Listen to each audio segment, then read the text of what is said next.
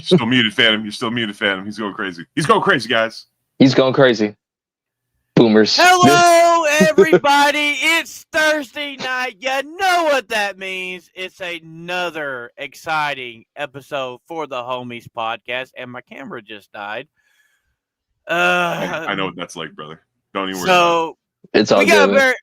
We got a very special guest tonight. Before we introduce our special guest, Big Dog Jake, how you doing, brother? My good friend Phantom, I'm doing well. It's been an interesting week, I must say, behind the scenes in my personal life. It's been an interesting week. Don't worry, things with my wife are fine. Everything's fine there. Don't even worry about it. Just still going through some medical stuff, dealing with some migraines. As you can see, I'm in quite low light comparative to where I usually am. But as long as you guys can see me, that's all I care about. I'm just glad to be here another Thursday, 9 p.m. Eastern Standard Time for my homies. And I'm going to throw it over to my other homie, Crease. How you been, brother? Doing good, man. Doing good. You know, just post after MegaCon, it was fun. Shout out to the GCA. Shout out to Geeks and Gamers, Young Ripper, Neurotic, and all those guys out there. It was fun. If you haven't been to MegaCon, I ain't even getting paid to doing this, by the way. But if you haven't been to MegaCon, go to MegaCon. It's amazing. It's a great convention. It's something for everybody. And also Cobra Kai ended tonight. I'm a little sad. I'm a little worthy, but you know what? It's Thursday night.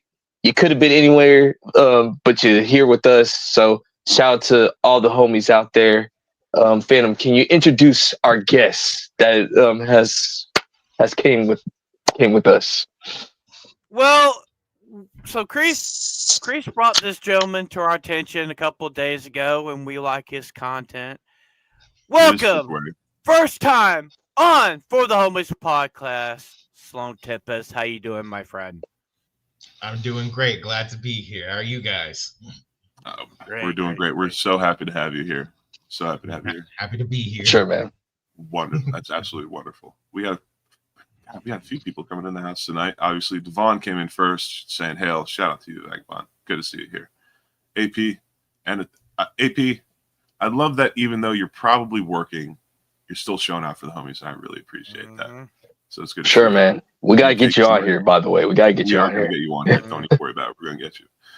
UK Gamers here. I know he's many hours ahead, saying hail to everyone. People are saying hail to each other back and forth. There's Booming Bob, my friend Liquid Ebola, our friend Liquid Ebola. We told some interesting stories about you in the green room. Don't worry, we'll fill you in later. Nagrinal, master of all moderators, is here. Hailing the homies. Appreciate it. Good to see you. Good to see you. And Nagrinal already doing his moderator duties, telling everybody to go sub to Sloan Tempest. Go do that. Thank you. Go do that. So, first talk for the evening, gentlemen. What is it? Okay, so before we get into everything, so Sloan, tell everybody who you are and what kind of content you create. Hello, my name is Sloan Tempest. I'm generally a nerd who on Instagram and YouTube covers all kinds of stuff about graphic novels, manga, comics, games, etc. I just like to have fun and talk about stuff. And often I address the problem of representation in the modern day media, how to tackle it, how not to tackle it, and how people have responded to stuff related to that stuff. All right. So, guess what, everybody? It's time for it's our favorite segment of the show. It's internet news.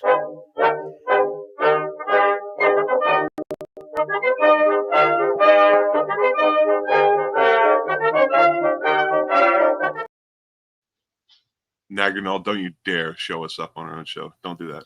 That's not funny, man. Don't do it. All right. So, what we got first tonight, Crease?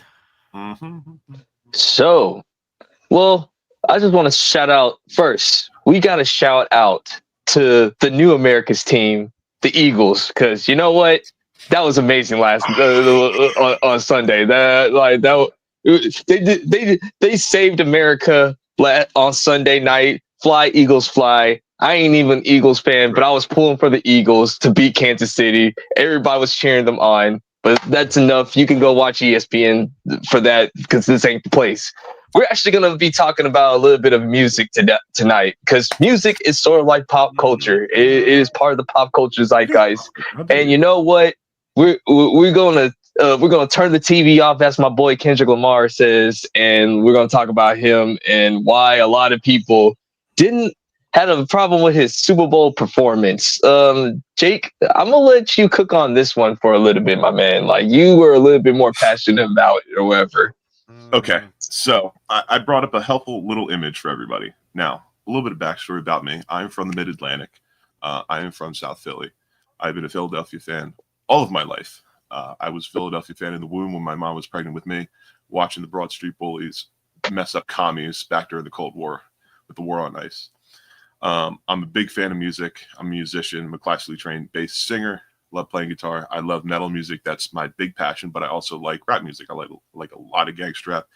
Biggie, Tupac, DMX, Ice Cube, all that kind of stuff. And I am a big fan of Kendrick Lamar. First heard him on 2013 when he was on one of my other favorite rappers from the Midwest, Tech 9. Sorry, Tech, the Chiefs lost. Can't tell you what, no 3P for you, Tech. I apologize. Sorry. But he was on a track called Fragile in 2013. That's when I first heard of Kendrick, and I really like his style. I like how he chopped it up. Now, as you can see by this graph here, Super Bowl 2025 was the most watched Super Bowl ever, totaling 126 million viewers. That's a lot. That's a lot of people. To give you an idea, the past couple of years, it's been kind of dancing around the 100 million mark. I think in 2021, it was like 98 million. But this was like a large jump from the steady increase that we had year over year. And I have to be very gentle about this. There are people online who saw the Super. First off, there are people online who did not even see the Super Bowl, much less the halftime show, including people who did watch the Super Bowl and the halftime show, who have had some bum-ass, stupid opinions. I'm going to say that straight out the gate. Straight out the gate. Thing the first. Oh, you made a black man Uncle Sam. It's Sam Jackson. That's the joke. The joke is his name is Sam, and he's one of the most famous actors in the world playing Uncle Sam. Okay, number one. People said that? Yeah. That's right. Yeah. Sam Jackson played Uncle Sam. People were like, oh, it's a stupid race off. It's like, dude, again, he's one of the biggest actors in the world, and his name is Sam. That's the joke, people. Come on. Dude, there are people that were saying that the whole freaking halftime show was DEI hires and shit like that. No, I saw was that. Not. You know what it was? The whole halftime show was Barry and Drake underneath the fucking jail he'll be in eventually. That's what it was. Yeah. So and trust me, I got a rant to do about my part of the halftime on Clown of the Week. Oh, absolutely. So I'll pull up a little bit about Kendrick. Kendrick had quite, in my opinion, had a slightly profound statement. He said, I want to perform their favorite song, but they love to sue. And you know what? Do it. And he did. Anyway. He did. He performed. I mean, he did it anyway. He did some Humble. He didn't do Money Trees, did he? No. Because I missed like no Money Trees. He did do Money Trees. He did do Squabble Up. He did TV Off. He obviously did Not Like Us. And he said the thing. He said both of the things. He said mustard, and he said, "Hey Drake, heard you like him young." Hey Drake, now, I hear you like him young, and he smiled about it. They added the camera. Yeah, they added a scream so he couldn't say the P word. Oh yeah. Oh dude. Yeah. This is something I want to compliment him on, because live music is extremely difficult, especially when you're a gangster rapper. Let's say I'm going to say this for all the normies out there. Let's presume for a moment that Kendrick is a gangster rapper. He isn't. It's a little more complicated than that, but I'm going to try and dumb it down the best I can. I'm a white guy, so there are certain words I can't say. Use your brain about what I'm about to say. When you're performing in a live setting, especially on television that can be seen by everybody, it's public. It's not on cable. The ability to, on the fly, censor yourself, change lyrics, shout out New Orleans, shout out the NFL, things of that nature, that takes mad skill. And when he talks about running 6 miles a day every morning when he wakes up, he means it, because his breath control was insane. Insane. Mm-hmm. Also, real quick shout out. He wore bell-bottom jeans. I'm so glad flare jeans are back now because Kendrick did it. I appreciate it. Mm-hmm. So Kendrick has some of the biggest songs in the world right now. He has some of the biggest songs in the world. I mean, one song that he put out a year ago is still one of the biggest songs in the world, still being played on radio. And there are people who are saying, "Oh, it was glorifying racial violence. It was glorifying prison culture. It was glorifying just no. Name a stereotypical anti-black thing that ultra-right conservatives would bitch about." And that is what transpired. Twitter was abuzz with all of it. And what I have to say to you guys is, first off, shut the fuck up and sit down. Number one. Number two, turn that TV off. Turn that TV off. Turn that TV off and open a goddamn book. I'll say that. Excuse me, Lord. And thirdly, you're saying how he's like a mumble rapper and you can't understand what he's saying. I would like to point you to about 20 years ago when Creed performed. You can't understand a goddamn word that guy's saying. Not a goddamn. Someone said Kendrick is a mumble rapper. Dude. Yep. That's what they were saying. The amount of comments that I saw saying that he was mumble rap, I'm like, dude, get the fuck out of here.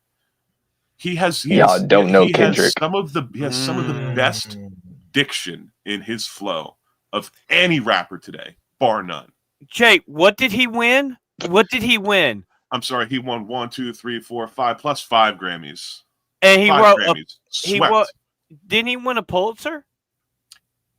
A Pulitzer Prize. Okay, this is something that other people don't know about Kendrick. In 2017, when Damn came out, that album won a Pulitzer Prize. It won a literature award.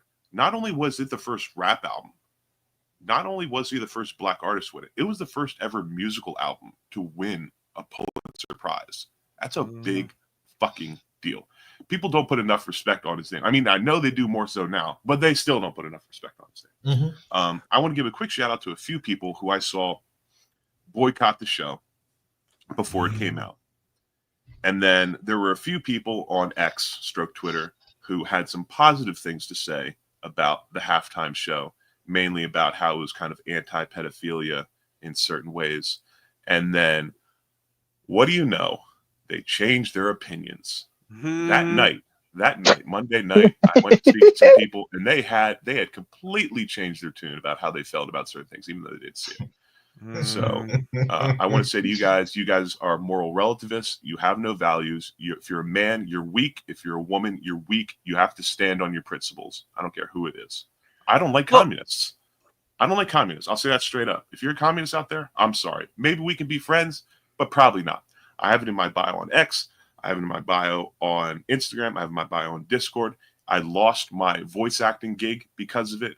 I've lost writing jobs because of it. I've lost so much because of it, but eventually someone has to stand up on their principles. And so when I see somebody boycotting the Super Bowl, even if I disagree with it, but come back in less than 24 hours and say, oh, actually, it was pretty good. Now, fuck you. Go fuck yourself. Well, so discuss. Real quick, it was pointed out to me by Kreese that Serena Williams was out there dancing. I was like, is that Serena Williams? What the fuck? I told you that. I told you that. I didn't realize it until I watched it back again. He had 2 of Drake's exes out there dancing for him. And I thought that was just chef's masterclass. Everybody so Sunday night over in the homies Discord, if you're not part of our Discord, why aren't you? We had one hell of a great time Sunday night. We watched the Super Bowl. We're going to do some anime watch parties before long. So we were there. We watched the game, and when it came to the halftime show, we were all singing. We were having fun. And the cool thing about that whole halftime show, you didn't have the message. You know, there was an idiot that was in there that tried to pull something. He got took out like that. Cameras didn't even pick him up. Yeah, and it's like there were no rainbow flag, nothing flying around, anything. It was dude. I said this on X, probably 20 minutes after it was done. In my lifetime, one of my favorite and one of the greatest halftime shows I've ever seen. It was that good. Sloan, did you watch the Super Bowl or did you watch the halftime show after the fact? I didn't. I'm going to be honest. I didn't completely watch the halftime show. I did see big chunks of the clips, so I do know what going on. Like I know the whole Uncle Sam thing. I know what Samuel Jackson said. I know. I heard all that. Like even when you brought up the whole censorship, how he did it on the fly. Yeah, I saw that too. So I've seen enough of it to know what's going on. Yeah. And how do you feel about Kendrick generally, like as a rapper, as an artist? Oh, he's amazing. I love that guy. Definitely, especially like how he's the fade he ran with Drake was legendary. Like so much so it got its own Wikipedia article. But I found it out, I'm like, wait a minute. Dude, when the LP and the music video dropped for Not Like Us, we were in Discord and we blasted that thing on repeat for like that was like our first episode recommendation. Yeah, that was so this is something that we do, Sloan, at the end of our shows. We do recommendations. Phantom does movies, Kreese does anime, and I do music. And our very first show, the very first piece of music that I recommended was Not Like Us when the music video dropped. It was the very first thing I recommended. My man. Kreese. Quick question, Jake. Go ahead. Have you ever recommended the Discovery album by Daft Punk? No. You know what? I don't think I've ever recommended any sort of dance or EDM at all. I should though, honestly. Now that Daft Punk has kind of have split, they've announced that they've officially split. I probably should. Recommend. If you guys do an anime watch party, because this is a little bit off topic. I'm sorry, but like no, you're fine. It's all good. It's all good. Like, we've been talking about watching it. We have a friend named Sophie that's been wanting us to watch that, and I'm like, dude, I love those videos from the early 2000s. I love those videos. One More Time is like one of my favorite Daft Punk freaking songs. Man, I watched that movie when I was a kid. Let me tell you right now, I have not yet psychologically recovered from that. I'm gonna be honest. Man, I should have watched that when I was like at least a teenager. It would have probably done worse. One more time. One more time. Yeah. What, you were gonna ask me something? You're gonna ask me something, Jake? Yeah, I was gonna ask for you to give your opinions if you have. And real quick before I do that, Dizzajiz says in the chat, nothing against Kendrick. I tune out of everything modern music, so I wasn't into as much. You know what? That's okay. Perfectly fine. There are people that's who perfectly fine. And they just don't care about anything else. That's okay. It's the people who say that, oh, I listen to all kinds of music. Or they like something, but then they find out that their artist that they like did something sometime a while ago. It doesn't matter how long ago.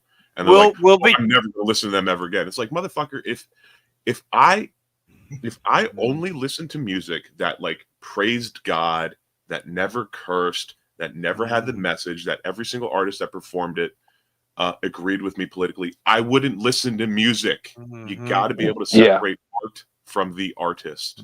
Anyways, I mean, on that note, Jake, like before I get myself started or whatever, like on that note, Jake, like listen, I know a lot of people in fellowship don't like Green Day, but I freaking love Green Day, dude. Like that was one of the bands that I grew up watching. Like when I was little or whatever. Do I agree with Billy Joel? No, I don't.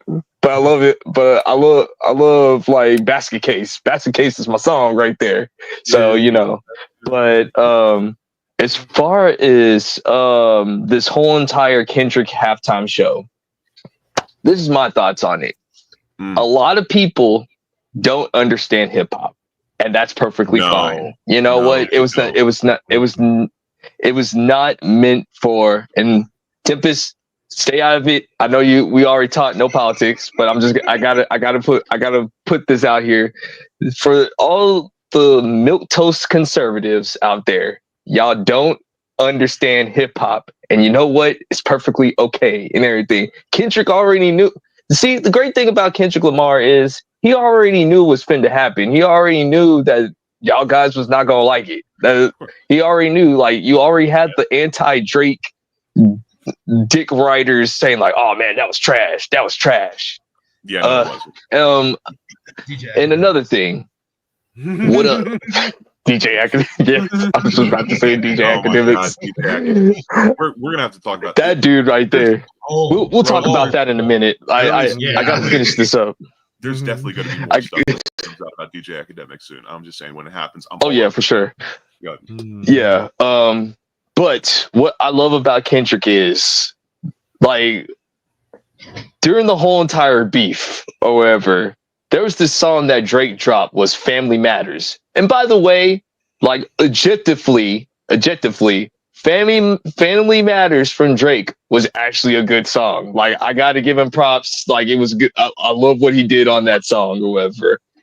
But all the stuff that he said on the song got, like, rebutted by Meet the Grams and Not Like Us. But the point of the matter is, there's one part where, like, Drake says, I want to talk to the man in the house. Where's your uncle right now or whatever? I love how Kendrick had Samuel L. Jackson as Uncle Sam to rebuttal that, just like, Kendrick, you a dog, bro. You a dog. I am so glad you brought that up, Kreese, because so many people did not understand Sam Jackson's Uncle Sam, the red, white, and blue imagery, the game over lights in the back. They're like, oh, they're saying it's game over to America. Oh, this was an FU to Trump and stuff like that. Nah, man. No, that was an FU to Drake. The biggest stage the United States of America could present to him. He was like, I'm going all in on this baby. And you know what? Drake is suing the NFL. And you know what I have to say to Drake? Good luck, brother. You ain't getting shit from them. Good luck. Drake is trying to sue and UMG. And he announced he's trying to sue that he's trying to sue the NFL and Roger Goodell specifically. He's suing tiny YouTubers. In his body. He's suing tiny YouTubers. He's suing medium-sized YouTubers. He's suing big YouTubers. He's suing Kendrick's label. He's suing UMG Music Group. Everybody but Kendrick. Everybody but Kendrick. Yeah, it's insane. It's insane. So we know that after his Kendrick's performance at the Grammys, Drake came out with that hoodie with the bullet holes in the smoke and stuff. So on the night after the Super Bowl, he come walking out and literally there wasn't nothing there because he got blasted back to the Stone Age after that performance. Just saying. I'm surprised at performance. And you know what? And another thing. But there's another part in Family Matters, and Sloan and Jake knows what I'm talking about in Family Matters, where he says seditious letters are for hoes or whatever, like, and I'm like, wait a minute, you suing somebody? What do you mean by that? Like, well, he said that if Kendrick performed Not Like Us, he was going to sue the NFL. And he's doing it. And he is. But Kreese, again, bringing up a great point. That sedition letter, cease and desist letters, sedition letters are. He's trying to sue someone's Fourth Amendment right. Shoot, never mind. It's a constitutional right. First Amendment. Yeah. My bad. Yeah. But the thing is what Drake did, because of what Drake did. Hold on, Phantom, because I have to say this. Drake, what he did to the hip hop game is disgusting. It's so disgusting that even his own mentor, Lil Wayne from Louisiana, ain't even talking to him, bro. Like, he's not even like being associated. He ain't even associating with him, dude. Because of what you did about suing your other colleagues in hip hop, you have single-handedly ruined rap beef. You can't do rap beef anymore because now every rapper is too afraid to like do disses now or whatever. Go ahead, Flo. Oh no, you can go ahead, Jay. I was just gonna say I was watching an interview that Chuck D did. Chuck D, Run DMC did like in 2014, I think, where he might have been like talking to DJ Vlad or something, where he's like, beefs are done because everybody does it on Twitter now. Back 11 years ago, it was Twitter. Yeah. Beefs are done now, and you know what? Bringing that up about how rap beefs are basically done, if you will, makes me think that Drake doesn't even. I don't even think he's listened to anything that Lil Wayne did before like 2005, back when there was still a chance that some motherfucker was going to come and clap at you. I don't think Drake understands that. Yeah. I think he was up in the Great White North working in Walgreens thinking he was at the bottom, and anything before him is dinosaur shit. Yeah, like I was gonna say, it's like, Drake from the bottom now we hit. Man, you're nothing but a prep high school kid that came from money. You had a pool outside your fucking house in Toronto, and you literally got everything handed to you. Sit down and shut the fuck up. I'm glad you got in that wheelchair. Go ahead, Sloan. Go ahead, Sloan. Like we gotta let you talk, man. We sorry. Go ahead, brother. You're dynamic. I'm basically just saying it's like once the moment I found out Drake had a ghostwriter for his songs, it's like, no, get out. No. No talent. He's a no talent hack. He's a no talent. My thing is because when I don't know if this is controversial or not, right? But my thing is when it comes to being a rapper or hip hop artist, you need to write your own lyrics, okay? Because hip hop rap is poetry. If you aren't writing it, it's like you know better than everybody else. Okay, then I can be the next Drake. Just read off something else that somebody wrote me. It's like the heck kind of thing. I mean, he's an actor. That's just the thing. He acts like a rapper or whatever. He really believes that he's that persona. Like he really thinks he comes from tough times. Like, dude, no, you're not. you're from not. Universal Healthcare. That's what he came from. Dude, when we saw that clip of him coming out with the hoodie and stuff, and Jake's like, "Yeah, there ain't nobody shot at him." I said, "Well, somebody might shot at him on his face, but not with a gun." Oh my goodness! I'm glad you got fake shot and fake disabled and putting that wheelchair in Drake. Fuck you. I just think of anytime when I see Drake. I'm sorry, guys. I'm sorry. I went down for a second. Sloan caught me off guard with the ghostwriter comment, and that really resonated with me. Anytime when I think of Drake, I just think of Jimmy off of Degrassi. That's all. That's all you're gonna get. You're Jimmy now. You're not even Drake anymore. You are Aubrey Graham. You are your full government name. Like you're not Drake. You're your full government name. You're Aubrey Graham cracker. That's what you are, man. Like yeah, dude. You just not good. Yeah, I like to say this much, Mr. President. If you're deporting everybody, deport Drake. Get him out of here. Please. Get him out of here.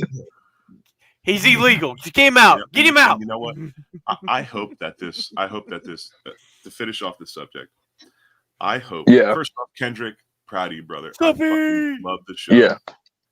Drake, I hope you continue with your suit against the NFL because you're going to lose a lot of money. I was just going to say he's already ruined the NBA. The Raptors don't want him within 100 miles of their stadium when they're playing. Mm-hmm. Good luck trying to ruin another sport. And trust me, Drake. Go ahead and sue. Guess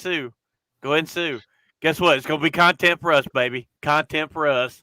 Well, before we move on, like this is how you know you don't have a case when your colleagues at the Oscars, like your companions at the Oscars, you're the guy that owns your record label is high-fiving Dr. Dre with Taylor Swift on his other side, like Jimmy, not like us. They don't like. That's when you know we don't care if you're suing us. You have no case. That's what basically what they're saying. Like when your owner shows up to the Grammys, that means he's making a statement saying like, "I'm not scared of you, dude." Like. That's basically what he said. So Drake, you probably want to rethink this, man. Like you have time to stop the lawsuit, bro. Don't do it, man. Do not do it. You're going to lose. You're going to lose every single time. The record companies always win. They always win. And if you're an artist that ends up being like Michael Jackson won against the record labels, but you saw what happened to him. They made his life a living hell after he won against Sony or whatever. So, So, we could talk to our chat. We could start switching it up. Yeah, how's the chat doing? How's the chat doing? We got a drive-by, didn't we, Jake? Yeah, we did. We did a drive-by from Sophie. Her Peruvian drive-by on her I told you, llama. you can't shit on Peruvians. My wife is Peruvian. All right, chill. I can shit on Sophie. Hey, be nice to the ladies. How dare you? God, the ladies are welcome too. That's right. The ladies are welcome. The ladies are always welcome. If you ever met Sophie, I think your assumption would be changed. Yeah, she's cool. She's cool. I'm gonna do some. Don't be confused. Ladies are welcome, but ladies are the most dangerous organism on this planet. Okay. That is true. He does got a point. That's facts. I was married. Yes, so I was married. I can testify to that. That's facts. That's facts. Hold on, Jake. For a second. Ebola. Shut up, you simp. No. Drake was not in the crowd at the Super Bowl because he was performing. No, he was in Australia. He was performing in Australia that night. He would have not been able to make it. He would have not been able to make it. I saw a while ago that Bob he mentioned this, and I completely forgot about this. But Tron's is getting a new movie, Tron Ares, but Daft Punk is doing the soundtrack. And honestly, that was my main factor of being worried about it. But they gave a demo of what the soundtrack is going to sound like. One of the sounds good. It did sound good. I'm just cautiously. I'm like, all right. I'm not. It's not going to be as good as Daft Punk. All right, because you can take that. You can take their soundtrack and put it anywhere, and that's not easy for a movie soundtrack. It usually isn't that good to where you can pick it up and put it anywhere and it fit, right? But I will. So my expectations are low, but so far from what I've heard, it is going to be interesting. And speaking of Tron Legacy, this is off topic again. How many of y'all have seen Tron Uprising? I loved it. I loved it. I remember seeing the original movie in theaters when it came out in the 80s. So I love Tron. I love the Tron movies. Yeah. And the Disney XD show, I'm so disappointed. And the Tron if you love Tron Uprising is absolutely amazing because it handles the dynamic of like fighting revolutions and this, that, and the other, and like balancing a personal life so well. And Robert Valley, his art style was in the show too as well. So that's also a plus. Hell yeah, absolutely. So Chris, we had a lot of people talking back and forth in the comments. I'd like to let's see where do we start? I don't know. AP said that Rose DNA is the Eagles. That's right, baby. I believe Kelly Green. That's what's up. Ebola brings up a good point. Philly breaks streaks. That's what we do, baby. That's what we do. Yeah, we might be second place merchants, but you know what? We break them. That's what's up. Oh man. Yeah, you do. Sam Jackson, absolutely. And UK Gamer saying same people that are fine with race swap and Spider-Man, but don't dare do Uncle Sam. Look, man, like I said, these people do not have principles. You either are against race swapping or you're not. There is no in between, okay? Stick to your guns. Be a man. My God. AP said did you pay for this, homie? Did you pay for a foreign homie shout out on the Epic Verse? If you did, I appreciate you. We appreciate you. Thank you so very much. Thank you, man. Appreciate it. Thank you, brother. UK saying, aren't they saying he wore a musical note pendant to claim something about Drake? It was the A. It was the A on it. It was the A. No. That's not it. The A stands for like his record label or whatever, PG Lang or whatever. That's what it is. Like if you look at Kendrick's old albums, he'll always have the crooked A on like Good Kid, Mad City, or like there's some other artwork where he has the crooked A. He's just representing the record company or whatever. Yeah, because I knew that people were pointing out his jewelry, and I was like, I thought if he was going to wear something, I was going to diss Drake, he would have wore like an owl in a cage or something. You know, no OVOs were making a piece of jewelry. This came in hail in the chat. Hail to you, my friend Mo Zamboni, our good friend Mo, saying hail chat and the homies. Hail to you, Mo. I'm glad to see you here. What's up, Mo, man? Everybody's saying hi to Mo. AP bringing up a great point. I didn't even know Kendrick, but he ain't a mumble rapper. That's for damn sure. I'm sorry. I did diss Creed. I didn't diss Creed. I was trying to make an equivocation. I'm saying if you're calling Kendrick mumble rap, which it's not, and you're saying you can't understand what he's saying, I'm gonna go over and see Scott Stapp, who fucking mouths that microphone. You can barely understand what you can hear his tonsils dangling around what he's saying. Jake, remember when they performed at the Super Bowl? He was drunk off his ass when he was singing. Tell me to get higher. It was like it was bad. Or y'all guys acting like Pearl Jam. Y'all guys ain't acting like Pearl Jam never existed, but that's a whole nother story. That's a whole nother stream. Nerd Slap come by saying, "Hell, you figgity figs." Good to see you, Nerd Slap. Fuck you, Nerd Slap, you dick. AP saying, like I said, if you don't stand for something, you'll fall for everything. Absolutely. Weirun coming in. Another person from across the pond saying, hi to you, Weirun. I'm so happy that you're here. What's this? UK saying, there's so much of that going on.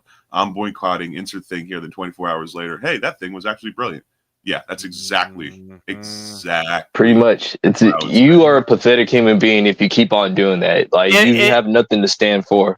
It's like this. It was one comment for one person, and the people, their minds changed like a... they're sheep. They're sheep. Followers. Come up with your own opinions.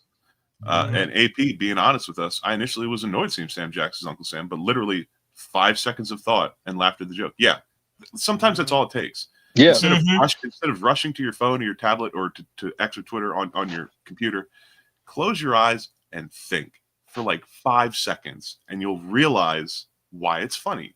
His name is Sam. That's the joke, guys. Okay? Yeah. Everybody relax. That's the name. Oh, man. You have to watch the rap beef. But you know what we could do? Can we go ahead and get those beautiful trailers up? Sure, let's get those beautiful trailers up. Everybody, just FYI, everybody is enjoying themselves in the chat. Vatlaw is here, Diz is here, UK is here, AP is here, Mo is here, Slap is here, Ebola is here. Just thank you everybody for showing out. Thank you. Let's run into these trailers. And you know what it's time for trailer trash.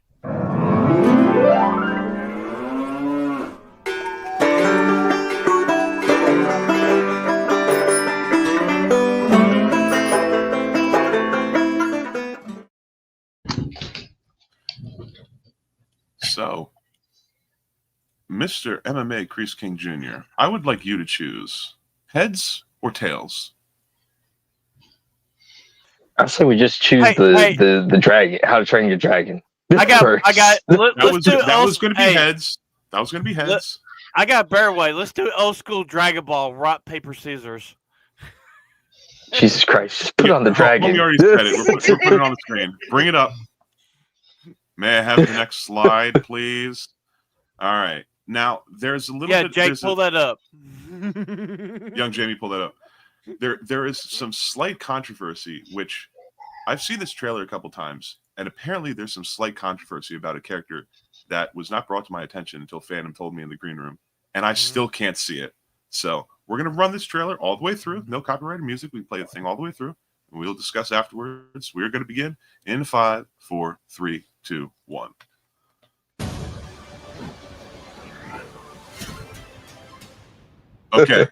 Okay. Before we pop off about this, I just want to point out this right here. Does everybody see this person? This person right here. Now, no one say anything yet. This young lady right here. Let's see. There's another shot right here. This young lady right here. All right. Everybody look at that for just a hot second. I'm going to say something. So I am a quarter black. Okay. My grandfather was half black. It was brought to my attention that apparently this is a race-swapped character. And I said, what are you talking about? They're like, well, she's black. And I said, what? They're like, yeah, apparently she's black. They race-swapped her. And I said, who gives a shit? I can't tell. And I don't think anybody else could tell. So everyone, discuss. I'd love to hear your opinion about this. I'd love to hear your opinion about this. Let Sloan go first. You go. Yeah, go ahead, Sloan. Go ahead. Okay. So for me, I will admit, and she doesn't look black. Right. But the principle, it's for me, it's more the principle of the whole thing. Because let me put it to you this way. I'm putting it this way. If it was a mixed person playing someone like, I don't know, Storm, Bishop, okay, or any of those other popular black characters, right? I mean, Holly Berry. Even then, people have said like, even on my side of the internet, like, because I'm tuned in on both sides, the whole air quotes woke and anti-woke, just to see what people are saying. Even they have said we don't want Halle Berry again.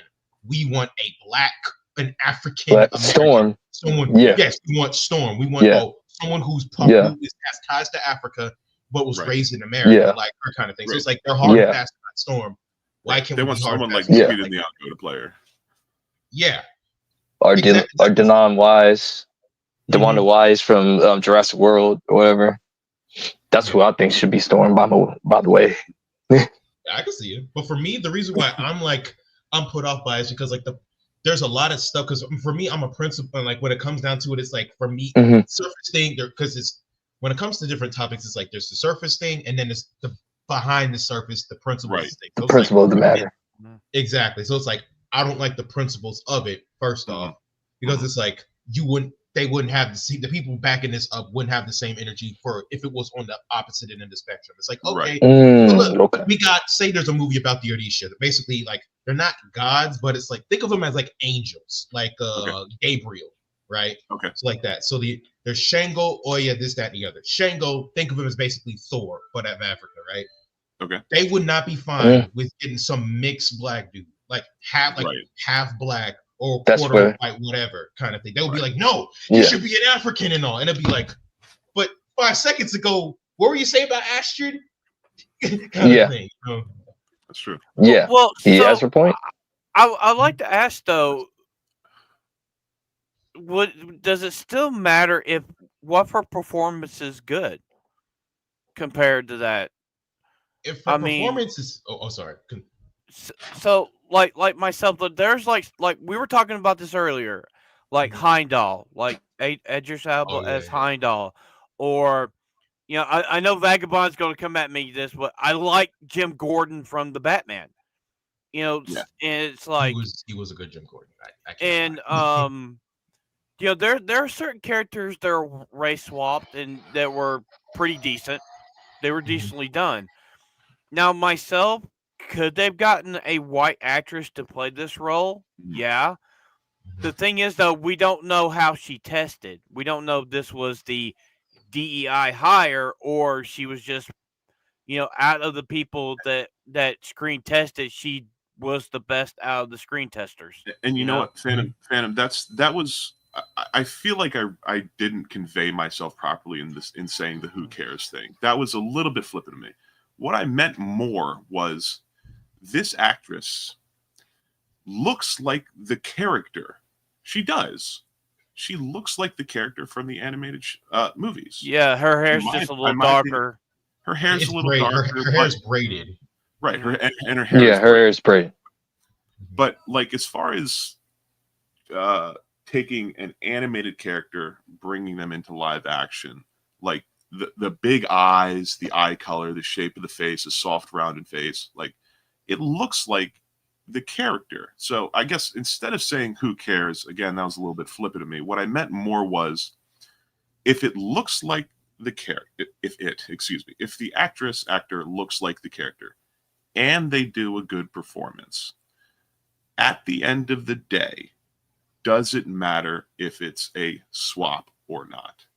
And I think, largely speaking, for the vast majority of people, it doesn't matter. And I know that should be what most movie companies think about. However, the 2 points of the argument, if you will, the one that I was presenting about who cares, the one Sloan was presenting about, we need to stick to our principles about stuff.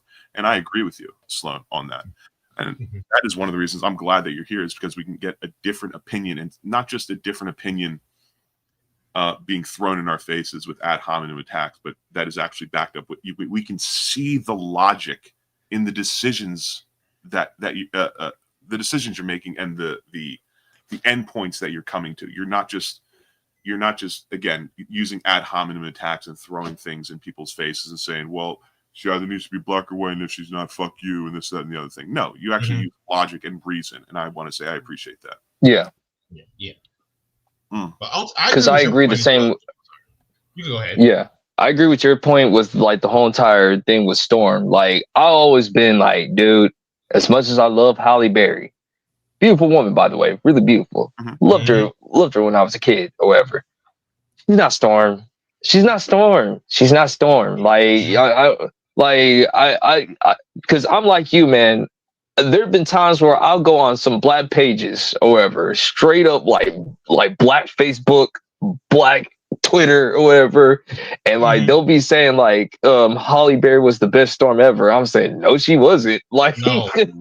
I'm like, I said like you didn't even get a woman that was like from Africa or like, you know, African descent or whatever. Like, you know, you're telling me in Hollywood there's not any beautiful fully black women. Like, that's what you're telling me. You're telling me like the only type of black, I mean, quote unquote, black women are mixed women. I don't agree with that. You know who would be a good Storm? The girl from Black Panther, the one that fell in love with T'Challa and had his kid. She would be a good Storm. That's, you know, and that's another reason why I don't like the first Black Panther movie. It's Lion King. It's Lion King. It's Lion King, dude. It's Lion King. You two need to be up it's here, Lion man. King. You guys are sharing. It's basically Lion King. Man. My thing is, it's basically Lion King to me. When the MCU's problem, here's what the overarching issue is: the fact that there shouldn't have been an MCU if you didn't have all the rights to every character there. Right. Okay. Right. Because they should just make one-off.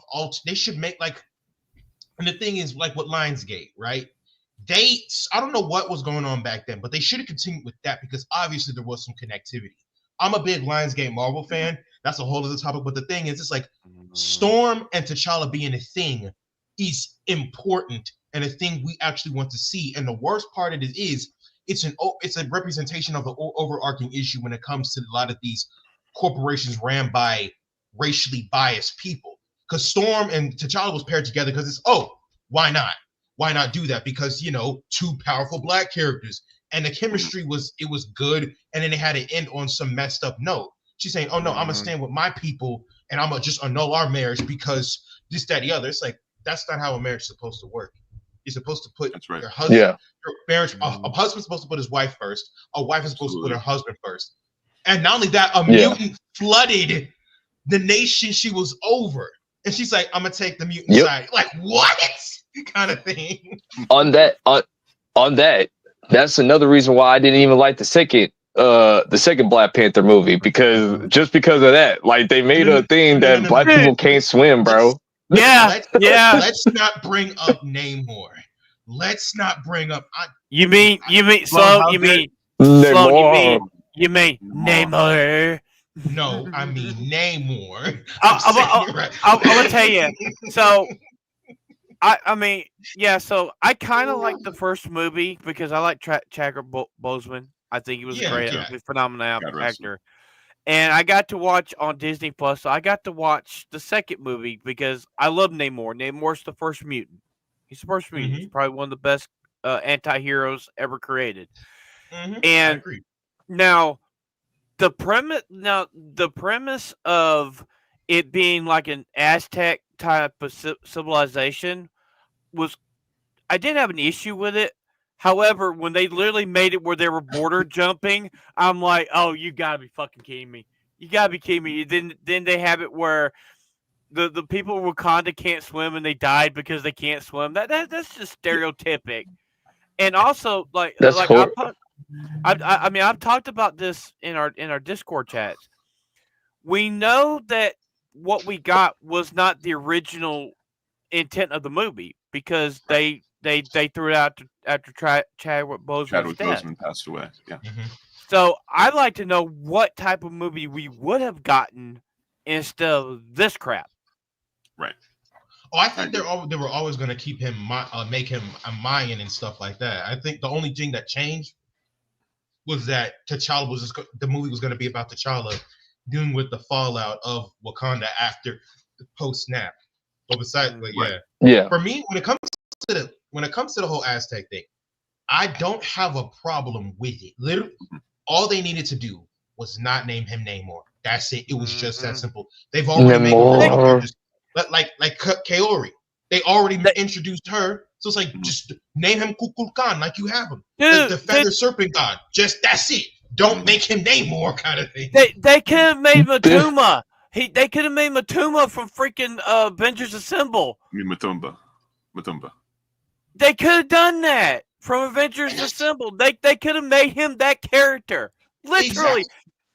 And then there's so many other things too. Like I found out like maybe like a couple of years after that every god pantheon that's like known to human history, IRL, is canon in the Marvel universe. So I'm like, wait a minute.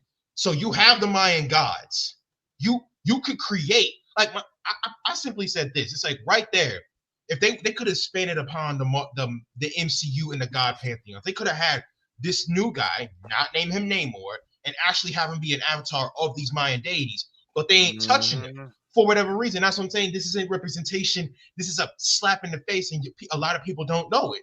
It's like we could have got the Mayan gods right there. He's playing to be Kukulkan. They could have actually made him Kukulkan. Kukulkan. So, like, before we go into this a little bit more, I think we should go ahead and show the second trailer because it's all like, it's all gonna lead up to the thing that will get us to where we need to get to. Yeah, it's all connected. Speaking of mutants, speaking of the Avengers, speaking of Marvel, just in general, our second trailer is, and I know that plenty of these complaints don't involve race or race swap. Believe me, I know Phantom has some opinions about the Thunderbolts, so.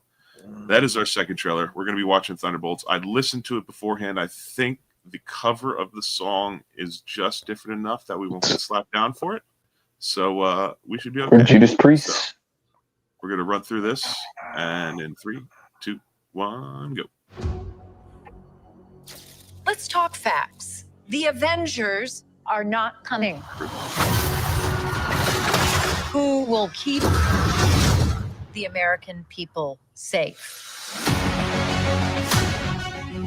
There's some big right out there, and you are gonna help me stop it. What are we supposed to be? Some type of Thunderbolt squad? To be? I love that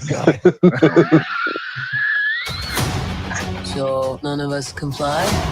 So what? Do we all just punch and shoot? I can't think of a worse group of people trying to work together. Stop! Where are you? Sorry, when I saw this, I was just thinking Suicide Squad, like the first one. You can't escape the past. They better off your mind is somewhere else. We'll live with it forever. Did he just wash his arm? In the dishwasher. I mean, my God. Can I? When this is over with, I gotta cook. I got to cook. You can't even save yourself. I heard that they're supposed to be the Dark Avengers at the end of this. Lena, when I look at you, I don't see your mistakes. That's why we need each other. Okay, that was really good. We are the Thunderbolts! Can't call ourselves that. God, thank you. This has makings of team that can rise to glory. They did the Akira motorcycle.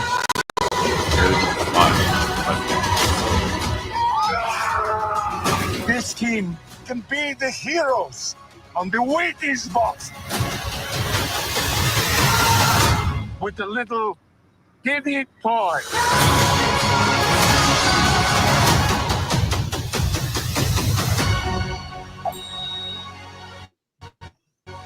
Okay, Phantom, go ahead. When I'm dead. Well, I'd like not to die today, so maybe somebody else should be driving. Okay. First off, General Ross. Where you at, General? Mr. General Thunderbolt Ross. Makes me wonder why that little asterisk is there. It's because General Ross ain't here? Come on. All right. We have opinions. Go ahead, Phantom. Phantom, I see you chomping at the bit. Go for it. What do you got? This movie is going to be awful. How can you name a movie without the creator of the Thunderbolts? You got him in a. If they would have had Thunderbolt Ross in this movie instead of in that shitty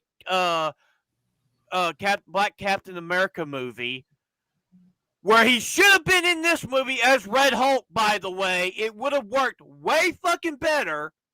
Bucky is going to be the only character that anybody's going to give a damn about in this movie. Is going to be Bucky. Everybody loves Bucky. Nobody cares about Elena. Nobody cares about Red Guardian. Nobody gives two shits in the fuck about Ghost. Nobody cares. Taskmaster was a gender swap. That's not. No, that's not. No, that's no, not it's not. Taskmistress. Mm-hmm. They shot. For me. Let it out, brother. This movie reeks of James Gunn left, took his ball to DC, and they're trying to recreate the Guardians, and it's gonna fail. It's gonna. You know what? It's gonna fall harder than Brandon Lee did on the set of The Crow. Ooh. Oh, hold on. Speaking of Brandon Lee, and then I'll let Sloan go first. I actually have a Brandon Lee autograph right here. Get the fuck out. No way. From the actor from Cobra Kai, his name is Brandon Lee. Oh my god! I wanted to show you this, Phantom. I actually got a Brandon Lee autograph, by the way. I mean, for me, I love the Thunderbolts. The Thunderbolts were the anti-version of the Avengers. And why would they created? Thunderbolt Ross wanted something to deter the Avengers, so he created his own team. And guess what? They needed the Hulk, and what did he do? He became Red Hulk. Okay. This movie's going to be trash. It's going to be trash. I hate it. It's just they're trying to deter James Gunn because he went to DC, and they're trying to recreate the Guardians, and it's not going to work. It's not going to work. No, it's not going to work. Right, so, Tempest, what do you think, my friend? What do you think? Okay, I'm going to be completely. I need to read Thunderbolts comics just to get to see what there should be like. Mm-hmm. But for me, right as of this moment, before I read any Thunderbolts comics, I'm actually kind of excited to see it. One, I'm just want to see. I'm happy to see Bucky. I'm happy to see Elena and all. I'm happy to see them. Taskmaster, I hope she gets fridged. Okay, I will never forgive them for what they did to Taskmaster. Ghost, don't care about her. Red Guardian, he's super. I like him because I like him. He's funny. I like him. He's gonna. I think he's gonna die. He's like the only good thing in the Black Widow movie is his character. Yeah, basically. And then honestly, I think he's gonna die. I didn't think Marvel, the MCU, would have the balls enough to introduce the Sentry. So once I remember when I watched the first trailer, they said, I'm Bob. I'm like, oh, we going there with it already? And then I'm like, who knows? They may not include the Void. Darkest Crown in the City. I'm like, oh shoot, you're including the Void. Okay. So I'm cautiously optimistic, but with Phantom, I completely forgot about that fact. That it's called the Thunderbolts because it was an organization created by Thunderbolt Ross. So I'm like, oh shoot, how are they gonna do this? I think what they're probably gonna do is they're gonna be like, well, Thunderbolt Ross was kind of against the Avengers, so why not name it in his honor? It's probably some mess like that. But yeah, the Dark Avenger. I keep on hearing that they're supposed to be the Dark Avengers. They're going to become Dark Avengers. That's Norman Osborn's thing. We'll get into that later. You know what? We can get into it right now, Finn. Before you get, just let me say one thing. Okay, what I'd like to see them do, if they would have done a better version of Red Hulk, they could do a movie based off of Hulk and the Agents of Smash. Get a good, decent She-Hulk. Get a good, decent Scar. A bomb. They're at a point of no return when it comes to that. I know. So this is actually. Go ahead, Sloan. I'm sorry. Sorry. Honestly, once they introduced Scar, like, oh, this is my son Scar. I'm like, how dare you? You were just gonna breeze over World War Hulk, Planet Hulk, and all some of Hulk's most beautiful stories. Here's Scar. It's because Universal got those rights. They can't do anything. Dude, don't get me started on She-Hulk. I think the only thing that came out of She-Hulk that was really good was Abomination. We got a comic book accurate Abomination, and that's it. But they introduced Sakaar.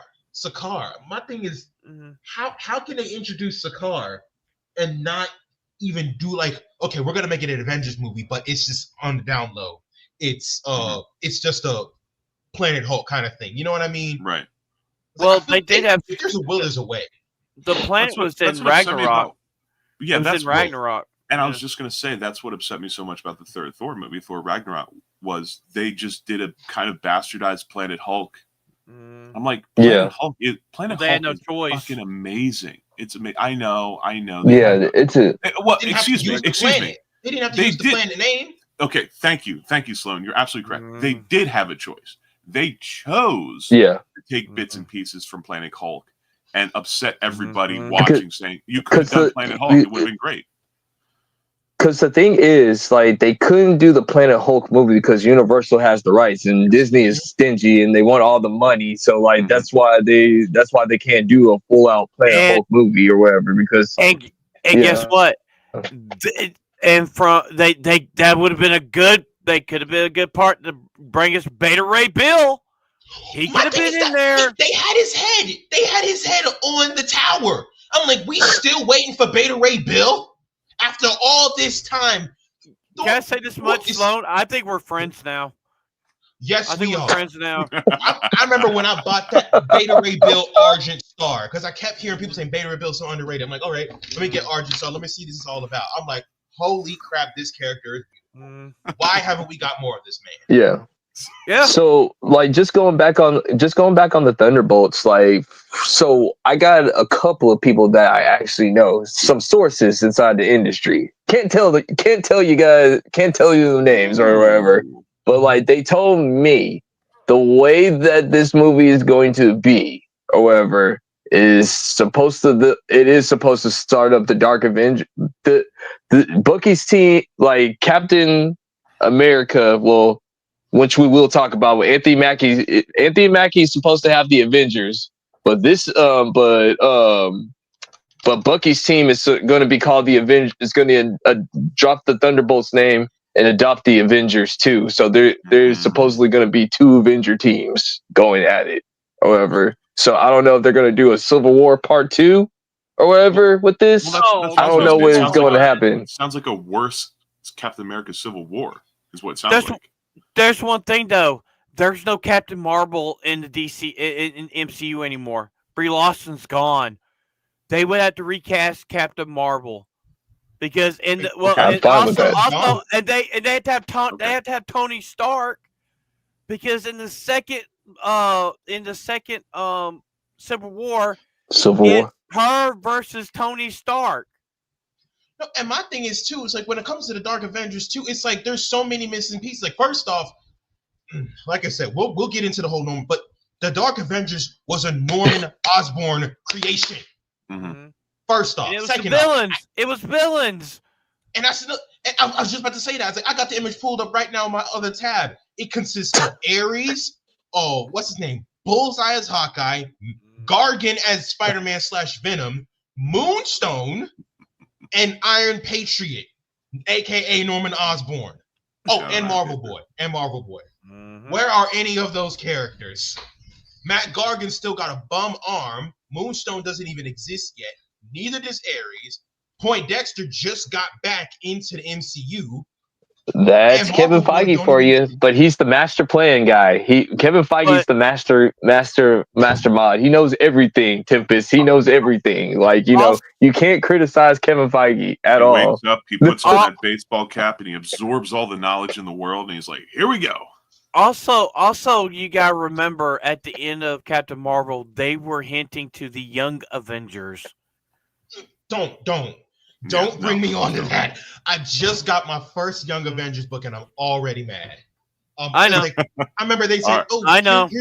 I remember they did the reported, like, here's the reported cast members. I'm like, with all due respect to the ladies in the comments section, where are the men? You only got Wicked, and it's like, okay, you got Wicked. Where's Patriot? Patriot, you got the boys canon in the MCU. Why is he in the reported cast? Where's Hulkling? Listen, this is probably gonna be controversial, but it's like you introduce. We love controversy. Who's a bit of a let's just say he doesn't have enough testosterone. Let's just say that, right? But where's Hulkling? You mean he's gay? He's gay, but guess what? He's burly. He's got muscles. He's got piercings. He looks like a Chad. Where's he? Non-existent. I'm like I said, I don't care that Wiccan's gay. I don't care that Hulkling's gay. Hulkling's awesome. I read the book. He's got super strength, shape shifting, and now in the most recent canon, he's got a techno magical sword and stuff. I'm like, this dude cool. But again, he ain't there. It's like you got the gay dude right there, giant, burly muscles. Where's that? I want to see that. And you know what? I feel like this is a perfect segue because not only are we talking about Marvel, not only are we talking about the Avengers, and not only are we talking about someone who ain't there. This came out recently. Now, as you guys know, Captain America 4, Brave New World, is going to have Anthony Mackie as Captain America. This recently came out of China. Speaking of someone who ain't there, here's someone whose entire movie, he's on the poster, homie is not there. He's literally not there. Standing in for Anthony Mackie is John Cena. Yeah, because you can't see. Yeah. How do you feel about this, Sloan? If anybody wants to get into the fact that we have issues with like proper racial representation in the United States, boy howdy, why don't you step over to China for a moment? You got this, brother. We're gonna let you cook on it. They don't do what you get to cook. Go ahead and cook, brother. When Black Panther came out, they put the mask over Chadwick Boseman. When the new Star Wars movies came out, they made Finn nice and tiny. I saw not on it at all. Anthony Mackie ain't even here. And if you know, Jake, if you notice, that's a Chinese man standing there holding the shield. His head isn't shaped like that. No, come on, come on. Ooh, like I go ahead, Tempest. You go ahead and cook, bro. Like I always listen. I don't usually talk about politics, but one thing I can't agree with you on is like, listen, communism sounds good on paper, but this is the reality of it right here. This is the reality of it right here. This is the party that y'all are trying to bring up into America. This one, the one that blocks out black people in their own movie, right? Right? This the one this what you want? No. I remember when I first heard it, because I remember they talked about like there's a poster where they had Anthony Mackie in his helmet. And one dude brought out, like, listen, they're probably doing this because they don't want to face China's censorship of the characters. Right. So it's like, let's just cover the face beforehand before people have to see just how overtly racist China can be. Right. Oh man. I got mixed feelings about that place because like they make some bomb movies, make some amazing animated stuff. They like, do. New Gods Reborn. Have you seen this new series, New Gods Reborn? Ooh, I love that. But then I get reminded of this. I'm like, God dang. Yeah. So let me say something, Tempest. I've been saying this for like Fam knows what I've been talking about for the last couple of months. Like I've been like on this movie for like since it's been coming out. I've been saying this like Marvel, like Kevin Feige never cares about black superheroes, and he never cared about this movie or whatever. Like this man literally like said that, you know, hey, we're about to bring back Chris Evans before this movie even drops or whatever. Like, you know, there was rumors of Chris Evans coming back to the MCU. That proves that they don't care about this movie. Like the MCU have basically threw Anthony Mackie under the bus. They don't care about this movie. Kevin Feige doesn't care about black superheroes. He shows it every single time, but yet he's the ultimate genius, and he gets Marvel, and like he's supposed to be a god or something. I don't know if you agree with me on that, but. No, I agree, because we can look at the marketing. Let's do the marketing, shall we? So for Endgame, when Chris Evans was Captain America, did they show the shield damage ever? No, we only saw the shield damage in the movie. You know what? We saw the shield damage when the black man picked up the shield. We saw the shield damage on that's going to be that poster's international. Red Hulk crumpling up like a piece of paper. That's posters around the world. What else did we see? Oh, we saw him getting ping pong between cars. We saw Anthony Mackie be saying, I should have taken the serum. Oh, but they're so inclusive. Yay. The black man being shown to be inadequate throughout the marketing of his own movie. And that's what I'm saying. It's like, they don't care. They don't care about us. Marvel. I'm sorry. No, you're good, man. You're good. Well, so one of the theories I came up with last week, that we know that in comic books, the Black Captain America thing just didn't work. They had to bring Steve Rogers back. Yeah, they first off they passed it to Bucky, that didn't go. Then they passed it to Falcon, that didn't go, and then they brought Steve Rogers back. So as a Nazi, well, that's what they're going to be doing. That's what they're going to be doing. They're bringing Captain Hydra in Secret War. So my thing is like I went back and I was looking at his run.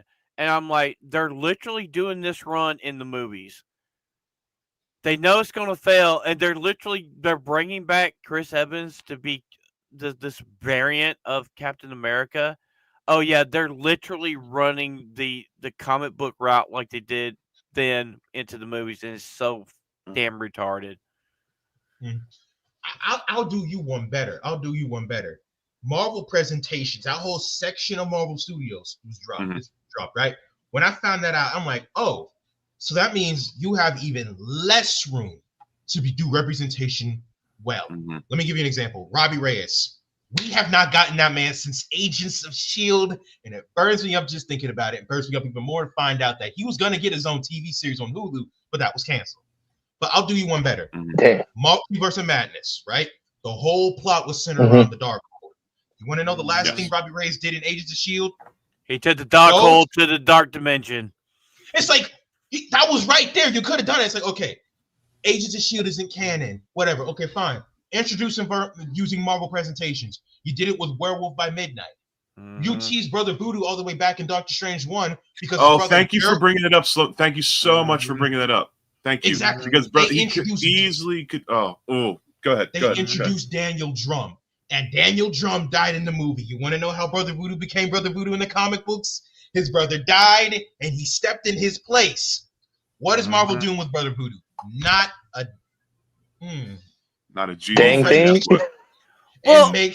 It makes it so easy with Marvel presentation. They're just like, no, we did Werewolf by Midnight. Look what they're doing though.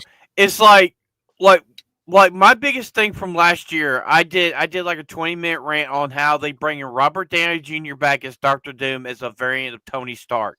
And I was angry on that. I was pissed. Has that been confirmed yet? He's doing the Victor Von Doom. So Jake, what the character is, he's going to be Tony Stark that never went to the cave.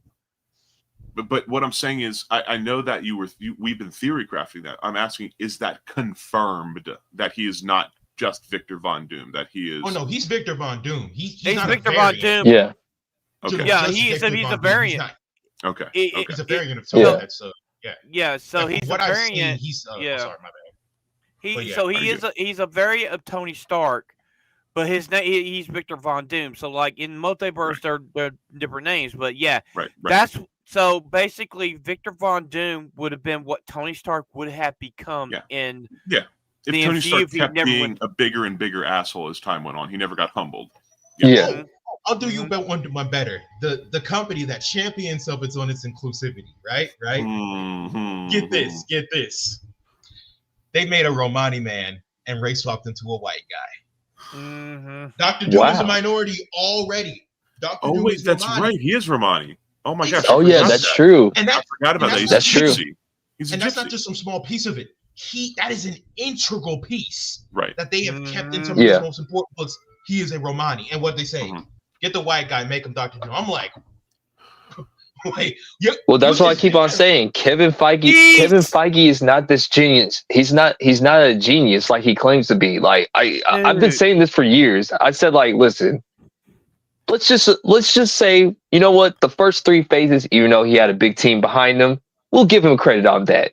But as soon as he got rid of all those pieces, and he has the keys to the kingdom, he has the keys to the Mustang, the Jaguar, the Lambo, or whatever. This man has put flop after flop after flop after flop. Now, not counting Spider-Man: No Way Home, Guardians of the Galaxy 3, and Deadpool and Wolverine, because those were James Gunn left, and one is Sony and one is a Fox property. Thank you, Chris. I was going to say those 3 are very specific, because one is Sony, one is mainly Deadpool and Wolverine was mainly Ryan Reynolds, and what was the other one you brought up? You brought up James Gunn, Guardians of the Galaxy 3. Yeah, that's his last movie. James Gunn. Like, when they actually put people who give a shit, and this is the biggest thing about putting together any writer's room. When you actually put people in there who give a shit about the characters, you get good characters. You do. Except Adam Warlock. James Gunn does not like Adam Warlock. He does not. Thank you. Yeah. Thank you. That was so. I haven't seen that movie, the Volume 3. I'm not watching it. Don't bother. I haven't watched it. Same here. Wow. Same here. Same here. My sister I actually like the number. She related to me. I'm like, oh, I wouldn't have liked it. She said, and they hold Adam Warlock. I love Adam Warlock. Okay, I have now. Okay. I'm gonna read the Annihilators, like Annihilation, Conquest, all that. Where Adam Warlock is important. I know I'm gonna love it because listen. This is probably gonna be controversial, right? But we love that. Dude, it's okay, man. You can sit like as long as you don't drop like any like bad words. We good. Say what you gotta say, man. Like I haven't read pre-MCU Guardians of the Galaxy yet. Okay. But if it's anything like Earth's Mightiest Heroes Guardians of the Galaxy, from that cartoon, I feel like that would have been a cooler route because it made them goofy. When it's like, and it's like, it's set the precedent. Like, first off, Drax, they have done irreparable damage to Drax rep. He think they did get some goofy guys. Like, no, this is the guy who was created and perfectly designed to kill Thanos. Right. This is the guy who can speed blitz your head off. This is the guy. One of his posters is him with his hands wrapped up, and he's in a cage fight, eyes glowing. He's like, "Yeah, let's go." I'm like, "So this guy's Epo? You're trying to tell me?" Yeah. Kind of thing. He's Epo. Yeah.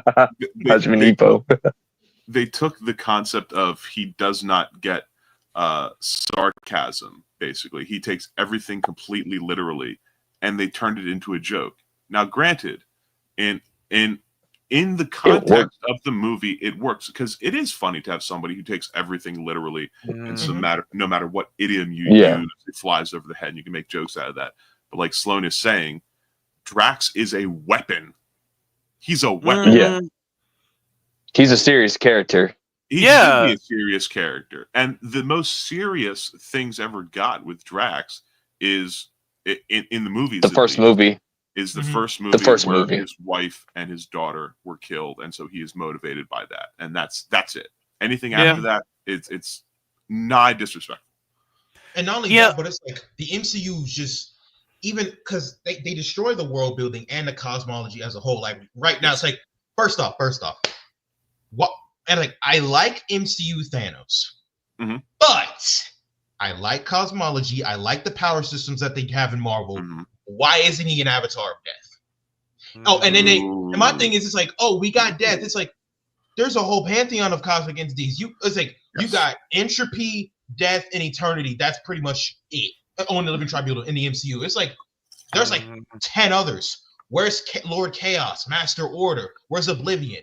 You got Death and all that. But why is she in Agatha all along? She's supposed to be technically almost everywhere, kind of thing.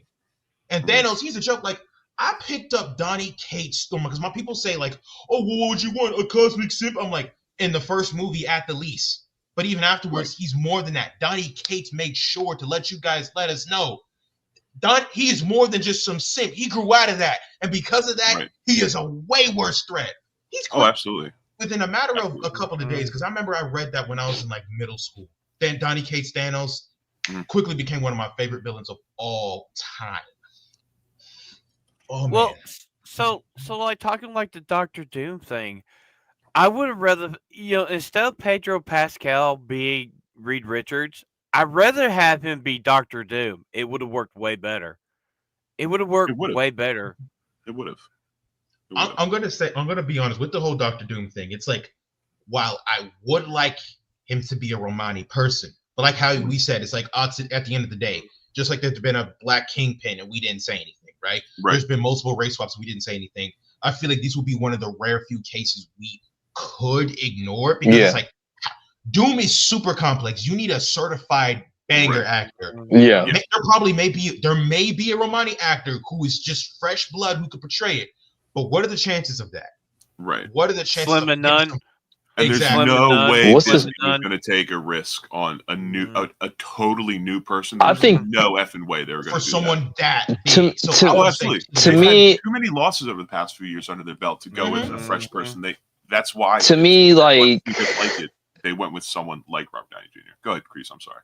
Yeah, as much as I love Robbie Downey Jr., I think, in my opinion, Cillian Murphy should have been Doctor Doom or whatever. I think he would have made a better Doctor Doom. Like, Cillian Murphy should have been Doctor Doom in my opinion, or whatever. Like, there's another because like he, if they would have took Scott Baio and never gave him that character in Love and Thunder, he would have been a good Doctor Doom. He would have been a good Doctor Doom. Batman as Doctor Doom would have been fucking awesome. He could do it too. Yeah. What's his name? The guy from Dune, the guy who trained the main character in The Way of the Firman. What's his name? Oh gosh. Shoot. I'm trying to think of other movies he played on. I mean, you guys know what I'm talking about, right? Yeah, he played.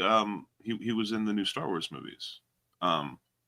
Isn't that who I'm thinking of? Or am I thinking of the wrong person? He's Hispanic. He played in the last Pirates of the Caribbean. He's a Hispanic actor. Jason. No. Oh, I know who you're talking about. It was like No Love for Countrymen. That dude. Yeah, I think I know. Javier Bardem. Javier Bardem. Yes. Yeah. He would have been good. Yeah. Remember Cillian Murphy? They would nail it because Cillian Murphy said, "I'll be interested in playing him as long as you show me the script." Because the thing is, they have played people similar to Doctor Doom. Oh yeah, and all that, and that's the thing. When it comes to that, it is just you cannot miss. You have Fox mixed with him twice. They've missed with him twice. They missed hard. And my thing is like even NetEase, like I bet you right now, Marvel Rivals Doom with the little dialogue he has is going to be better than anything Robert Downey Jr. does. Because even the little stuff, like he will have an ego trip with his own self. I remember that. You remember the trailer from that? He's like, even from the future, even from the past, no one out something doom. And it's like, bro, you're the same people. You're beefing with yourself. And I was gonna say, homie beefs with himself. That's how much of an ego he has. Yeah. So it's like, I don't think he'll be able to capture that RDJ. He won't. No, he won't. No. So when they announced that, we were watching it. And I'm like, oh, I blowed up. I'm like, there's no way they're bringing RDJ back to be Doctor Doom. This is hold on. Phantom. You remember early that afternoon? I said like, you know what would be funny, Phantom, if they made RDJ like Doctor Doom, and I cussed you out, didn't I? I did a 20-minute tirade behind the scenes when that was announced, and I'm like, there's so many. And then get this, Sloan. I said, Phantom. How do you feel that Dr. Doom is actually Robbie Downey Jr. now? And he's just like, you got to be kidding me. No, dude. Like, I sent him the screenshot from Comic-Con. He was like, you got to be kidding me. I thought it was a joke. I'm like, yeah, whatever. Then I'm like, I remember I looked and I actually saw the real. I'm like, because I was like, it's like this situation with Skeletor. It's like, we're not. What do you expect us to do? Waltz up to her and beg for her help? Oh my God! Can I tell you something? Can I tell you something?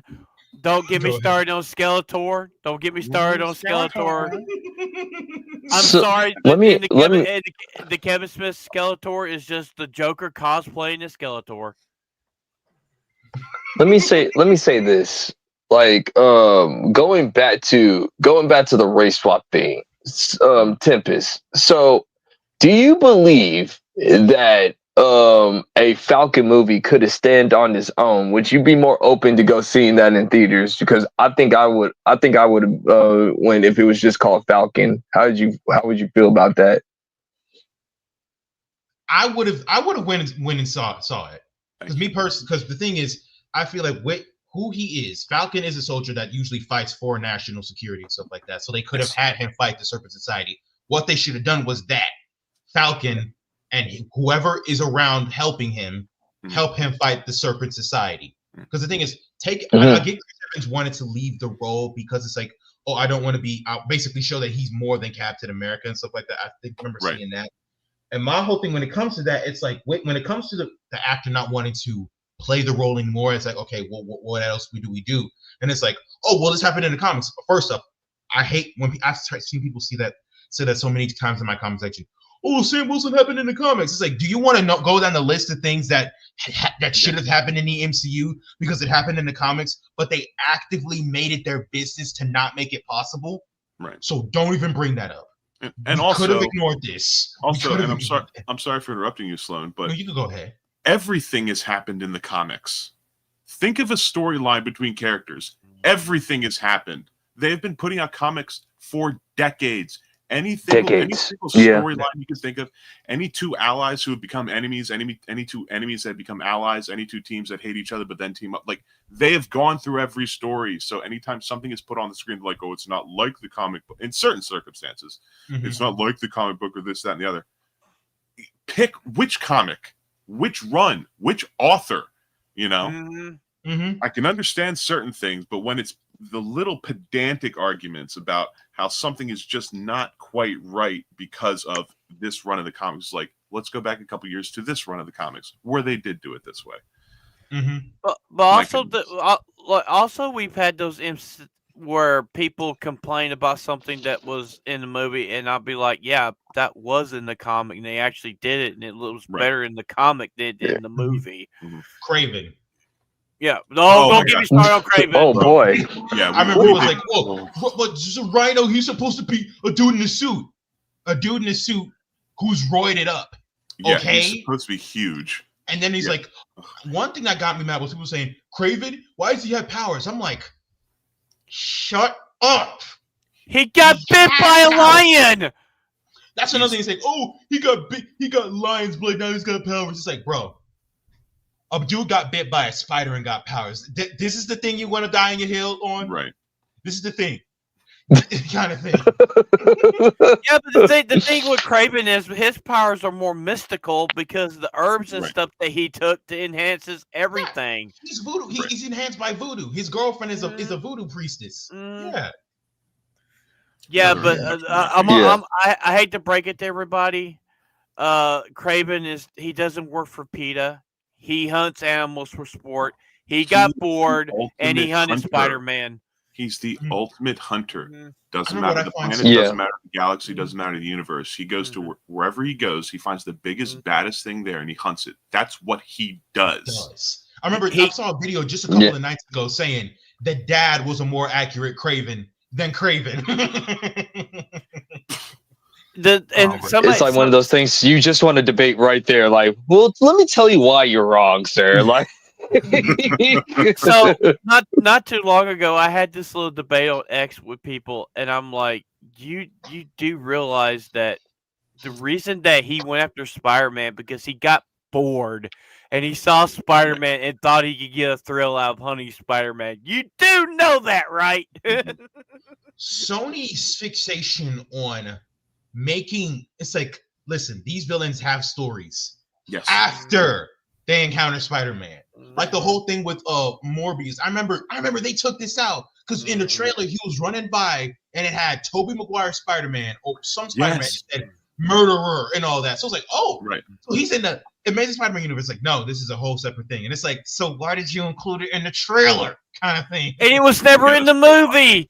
And it was never in the movie. Exactly. It's all. And they could have put him in the movie. That was the crazy part. They said, yeah, we could have put Spider-Man in there, but we didn't want to because we wanted to have this villain stand on its own merit. Jesus Christ. Okay, bro. Like, I would say the only good thing that Morbius did was the special effects. The one thing they excelled at was the special effects in combat. I will die on that hill. They nailed that perfectly. They should have introduced Morbius in the Blade movie, which we'll never get.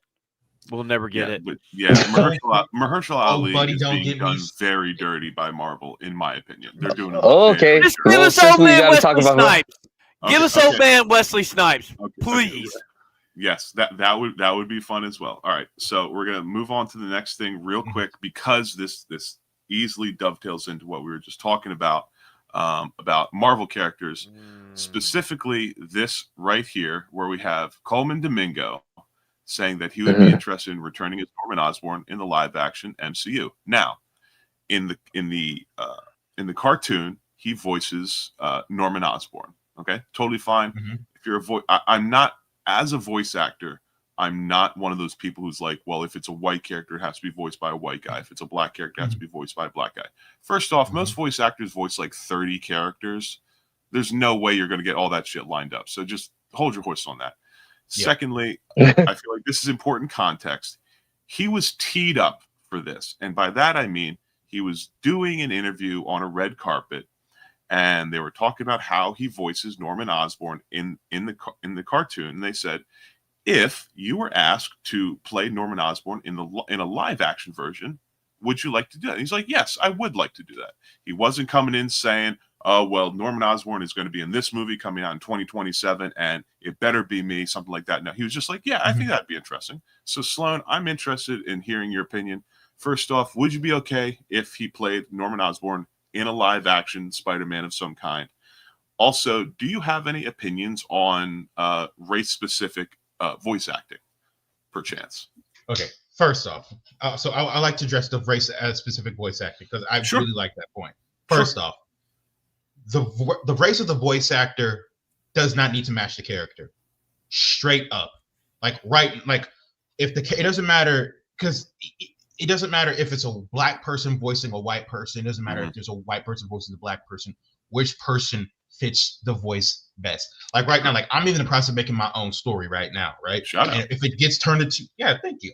And it turns out, and if it gets to an animated TV show, I'm gonna pick the person who best suits the voice I want them to fulfill.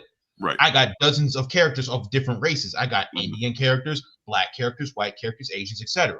So if a black man fits what I want the Indian guy to fits best, then I'm going to do that. But if the black character's voice, if the voice I have them what I think they should sound like, and it's not a black person, then that shouldn't be a problem. Because at the end of the day, it's just their voice that should matter. Absolutely. Now, when it comes to the whole Norman Osborn situation and the live action, and just the portrayal overall, first off, I'm not a fan of it in general because one, Norman Osborn is a scumbag. Right. Why are they so quick to portray? Like, listen, like, no offense to you guys, but I know where you're going. Norman Osborn, he is the stereotypical white corporate devil. Like, whenever you want to see oppressive, a corporate this, that, the other, you see this guy. Right. He's a war profiteer. He takes people's credit for stuff. We know what he's done to Spider-Man. Let's not bring up One More Day and Gwen Stacy. Oh boy, yeah. All that stuff. Poor Gwen Stacy. And then it's like, okay, then you're gonna have all that, and you're gonna add a black man to this. And I know the person said, oh, well, I made it black so you don't know if it's going to be the Norman Osborn that you knew or something completely different. So it's like, it feels that's like a horseshit excuse. It's a danged if you do, danged if you don't. Because if it's the Norman that we all know, it's like, congratulations, you made the worst person in the series black. Yay, yay for diversity. And if it's not the Norman that we know, it's like, okay, you created a whole new character, but you could have just created a whole new character to fit the bill, and boom, yay for representation. We talked about this behind the scenes. We could have what's his name?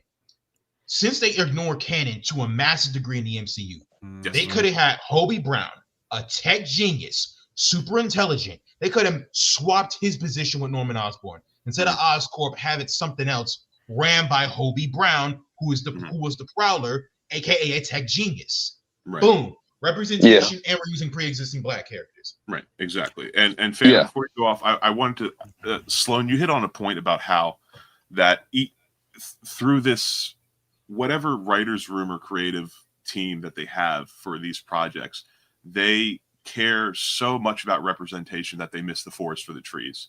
And you brought up the example of taking Norman Osborn, who's a piece of shit. And, oh, well, he's black now, guys, so it's fine. That reminds me of, I'm a big video game player. One of my favorite series is Mass Effect. I love Mass Effect. I'm doing a clean run right now.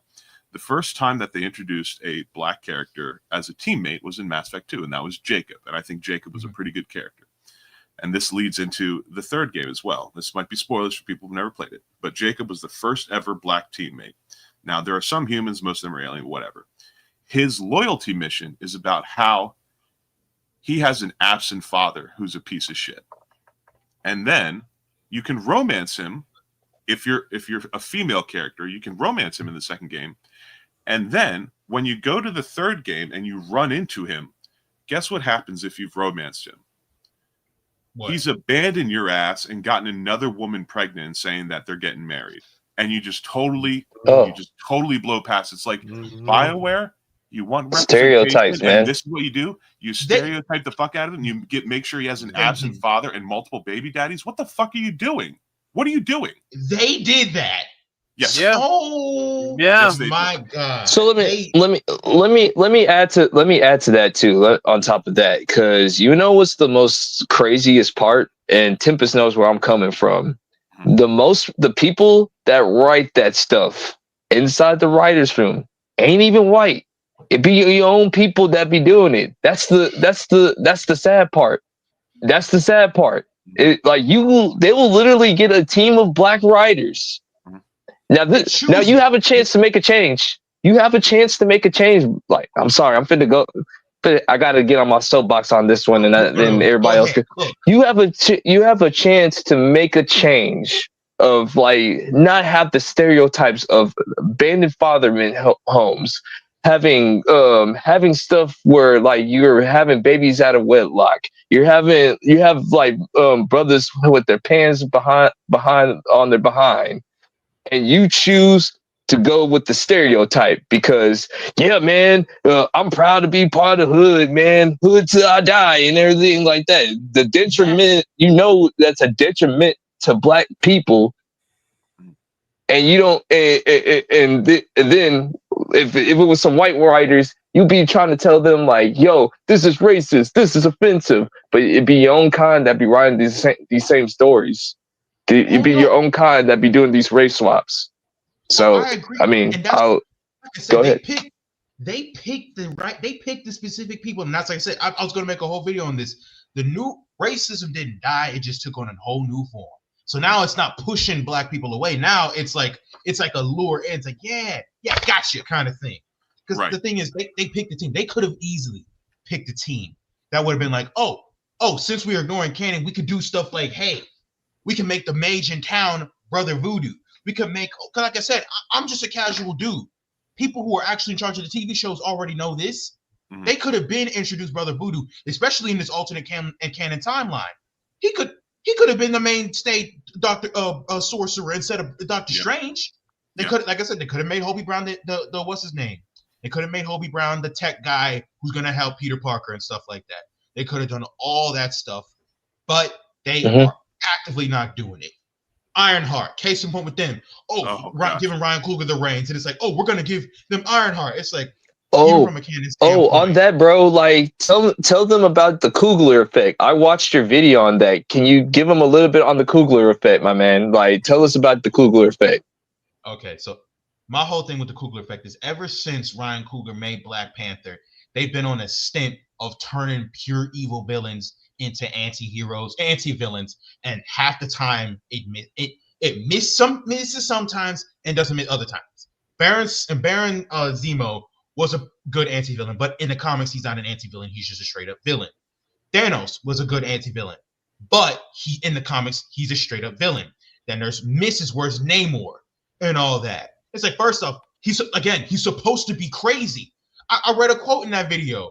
He's a guy. I was like, listen, you better know you can one-shot him, because if you don't, he will wipe the floor with you, because he is that crazy. Like I said, the Tournament of the Phoenix, they all had equal stats. You know what he did? He beat Echo dang near to death because he's that homicidal and crazy. And then in the new show, Ironheart, now they got her fighting a magic user. We're like, okay, first off, you're doing something. The Hood is directly connected to a Dormammu, right? My thing is, it's way too soon to be having her fight a magic user. I think it's because in the MCU, this is my running theory on why they're doing that.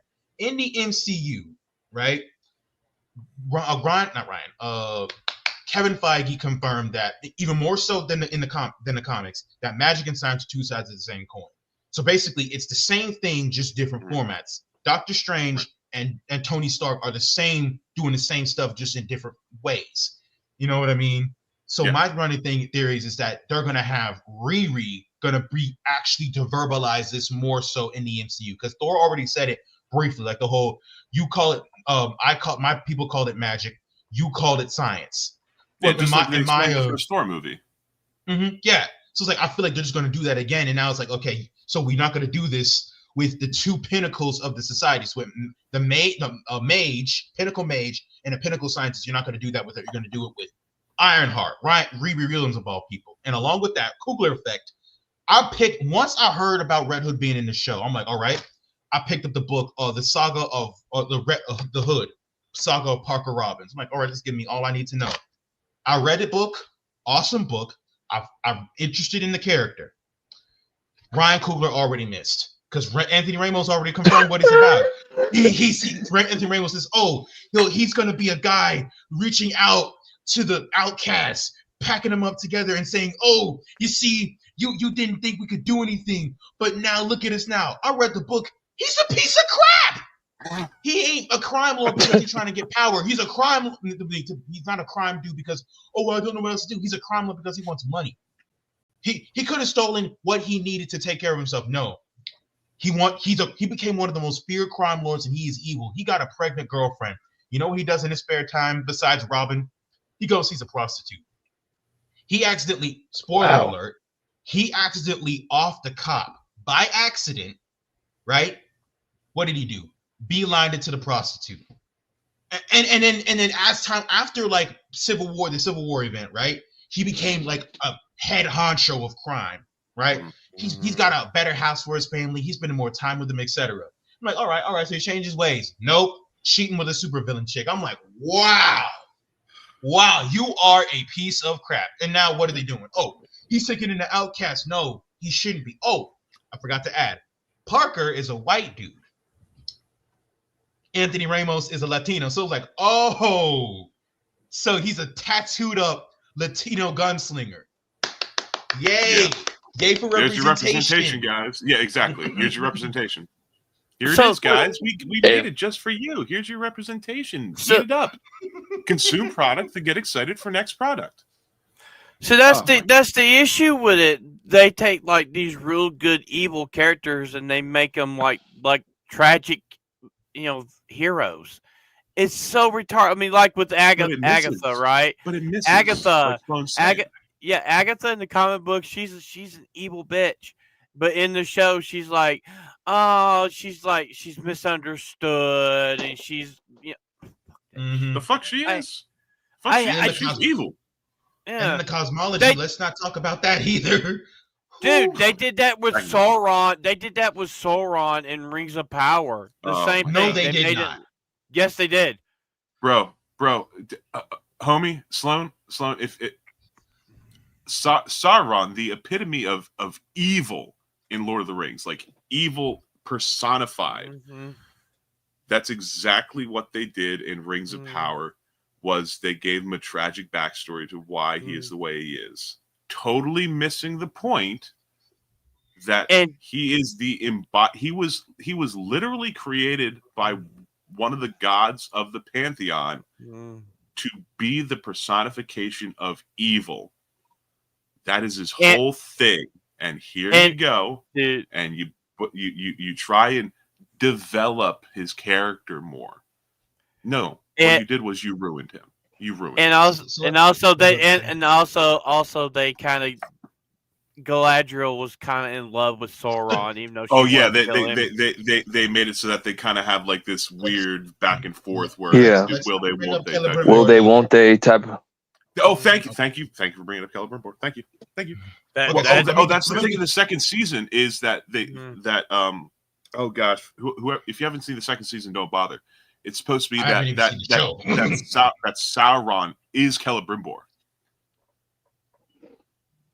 Did they not play the games? That he is Celebrimbor, and then it turns out that Celebrimbor is actually Sauron. That's the thing. God. Which is like again, like what? What are you doing? Oh my god. Oh man. Yeah. I got a nice question. Do you like the Lord of the Rings, Tempest? I love Lord of the Rings. Chris don't. You said, boys, please what? Oh no, Kreese fell asleep watching Lord of the Rings for the first time, and I defend my boy because it was like 2 a.m. He just got off of work. He had to work in the morning, and you tried to show him a long-ass movie at a bad time. He said they were mid. Okay, dude. Okay, if you don't like the movies, at least play the game Shadow of Mordor, and Shadow of War. It will get you interested, I promise. Because I'm not typically a guy who likes fantasy stuff, but I played the first game. I'm like, all right, let's see what all this whole riffraff is about. Man, game, man. No, but beautiful. I was gonna say this, like, just going back on the villains thing. I kind of blame Magneto or whatever, and Magneto's one of my favorite anti-villain / villain characters. But I think everybody's trying to make his story their story type of thing, like, you know, in my opinion. That's a good point. Oh no! You made a good point because I just saw this from this other group, other people, channel I like, called Double Toasted. He basically brought up the pot. Oh yeah. He never liked the idea of saying, oh, what's his name? Professor X is Martin Luther and Magneto's Malcolm X, because he said Malcolm X never killed no innocent people. What are you talking about? No, he didn't. And that's the whole point. That's why I never say, oh, Magneto. Yeah, Eric said the same thing. He fired an AMP across the planet and shut down the world's power. How many people right now, especially back in the 90s, were on life support? Yeah.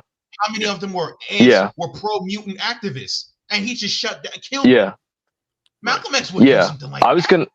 I was gonna say, like, if you guys want to know about the history of Magneto and Professor X, Eric July, aka Young Ripper, actually has a video like talk about that or whatever, and he basically just disproved why Magneto and Malcolm X are not the same, because Magneto was a mutant supremacist. Like, he wanted to literally rule over people or whatever.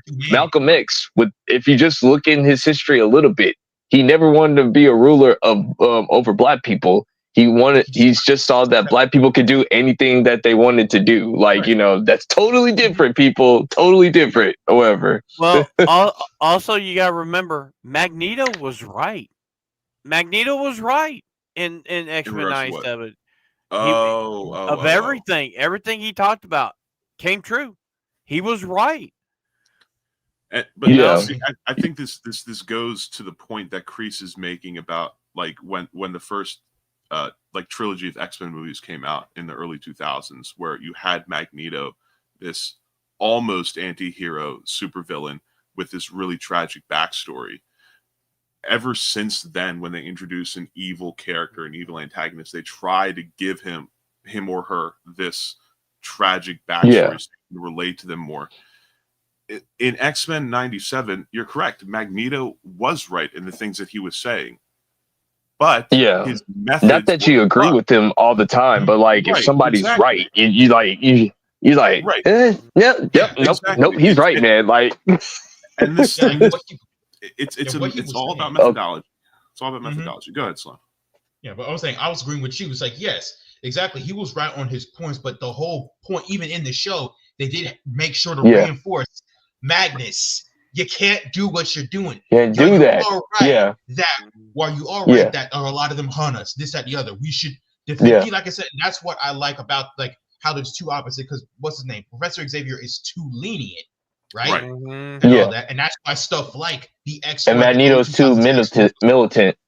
Exactly. And Magneto's too militant. Well, also you gotta look how they were raised. I mean, Magneto suffered in an internment camp. World War II. Yeah. Right.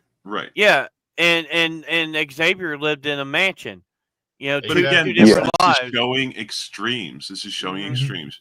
Too extremely militant, too extremely lenient. And this is again, this is a larger this is a larger story thing. This is a larger prototypical story that a lot of modern writers miss. Is extremity on either side is bad.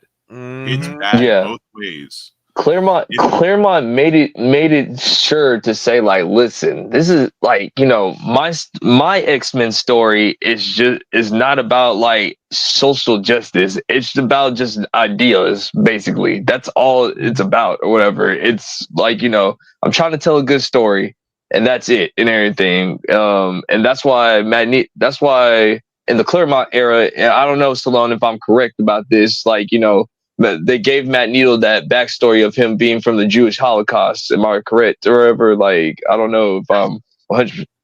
I'm going to be honest. I have not read nearly enough of the older X-Men to know, but I think so because I know Chris Claremont is responsible for the modernization of it. Fandom? Yeah. He's been a Holocaust survivor since his inception. Okay. Since the beginning. Since the beginning. Stan Lee did that. Oh, okay. Yeah. So Stan Lee. Okay. Stan Lee's Jewish. So yeah. Stan Lee. Right. It checks out. Okay. And I will say, but on the point of like the whole extremities thing, Jake. That's why I will say like the Ultimate Universe and how they handled the X-Men. It's like, for lack of a better phrase, after Ultimatum, that was the collateral beauty of the whole situation because like all the the early X-Men runs were like, but they basically had eggs everywhere, basically seeds everywhere. And then after Ultimatum, it all blossomed because Katie Pryde, Magneto, that was a bad Magneto. First off, the things that made Magneto, they did not capture at all. Besides electromagnetism and humans bad or whatever. But in the end, Katie Pryde was the happy medium. She's like, listen, peace is an option. We can coexist. Taken from Professor X. But she's like, but make no mistake. Stomp on my lawn, we're gonna stomp on yours over. too. Like, so not like eye for an eye, but like if you come pointing a gun at me, guess what? I'm pointing a gun at you too. I'm not gonna sit here and be like, oh, kind sir, please don't. It's like, no, I'm gonna fight back, kind of thing. Of course. Yeah, that's what you got to fight back. Well, also, if you look at it, a lot. I mean, this whole thing with making a villain an anti-hero goes all the way back to like Doc Ock in the second Tobey Maguire Spider-Man movie. He started off as, you know, in Doc Ock did evil things throughout his history in Marvel, right? And then here comes No Way Home, and he's like, he gets cured. I'm like, that's not how that works. Yeah, you can't just fundamentally change who a person is like that, especially when you're dealing with comics. I mean, like I know, I haven't cracked nearly enough comics before, but you know, Norman Osborn, for instance, marries Aunt May in one of the comic runs. It's one of the older ones, I think, from like the 60s or so. That was not a ploy to get people to think that he was a good person. It's good Spider-Man. and they even had Doc Ock marry Aunt May in another run years later. Again, it wasn't a ploy by the writers to like ingratiate him to the readers to try to ignore all the evil shit that he's done and to support him. No, it was a ploy by those characters to fuck over Spider-Man. Well, don't forget, J. Jonah Jameson married Aunt May right before the storyline would. Yeah, and it's like, I mean, like for myself, I fucking hate seeing a good hardcore villain be like, oh, oopsies, I'm sorry, I'm the victim here. Fuck off with that shit. Fuck off with that shit. Yeah. Look at Craven. We need to make villains. Yeah. Dude, Craven. He kills. He's a hunter. Yes. He kills for sport. Does he become more like later on? Does he like try to change his ways? Yeah, but guess what? He goes right back to killing. Mm-hmm. Oh, not only the villain, but then there's Peter. It's like how they try to make him just some nice guy, and even then, it's like at the end of the day, oh, he won't do a bad thing or whatever. It's like, no, the emphasis. You must not know Spider-Man. Yeah, exactly. It's like the emphasis of Peter Parker is that he is like me and you. If me and you was put under the stress he was put under, we would beat the crap out of at least one of them. Just like I said, there's been comic book after comic book. Catch him on a bad day, he'll almost catch a body. And all that. I remember. And don't forget, what was his first kill? The man that killed Uncle Ben. He killed him. Exactly. He literally killed him. You know? And then then he killed Gwen Stacy. He killed her too. You know? Like, people don't understand that Spider-Man be holding back when he's fighting his villains. If he goes full out, he could kill Dr. Octopus and Green Goblin if he wanted to. He could smash their head open. That's right there when he was fighting Norman. Like that's one thing I don't like too. Is like how they scale him down. It's like no, and that's exactly because it ties directly into the story. Spider-Man being as strong, as fast, as agile, etc., as he is, ties directly into look at how a nice guy he is. Because if he wanted to, he could kill you within a single strike. But he doesn't. But now in the MCU, he's struggling to take on the Goblin. It's like no, he should have almost put that man on the T-shirt from the jump. Yeah, absolutely. Absolutely. And regard two things quickly about Spider-Man. The second Spider-Man movie where he's fighting Doc Ock and he's landing punches on him. First off, you land a punch on. He's just a regular man. You would turn him into absolute. His face should have broke. His face should have broke. Oh, absolutely. What they should have done is they should have made it so that his tentacles were blocking all of the blows and parrying them away so that Doc Ock didn't get hit. That would have been much more believable. And the second thing regarding how Spider-Man, Peter Parker is just like you and us. We all had bad days. That was the whole point of Spider-Man No More.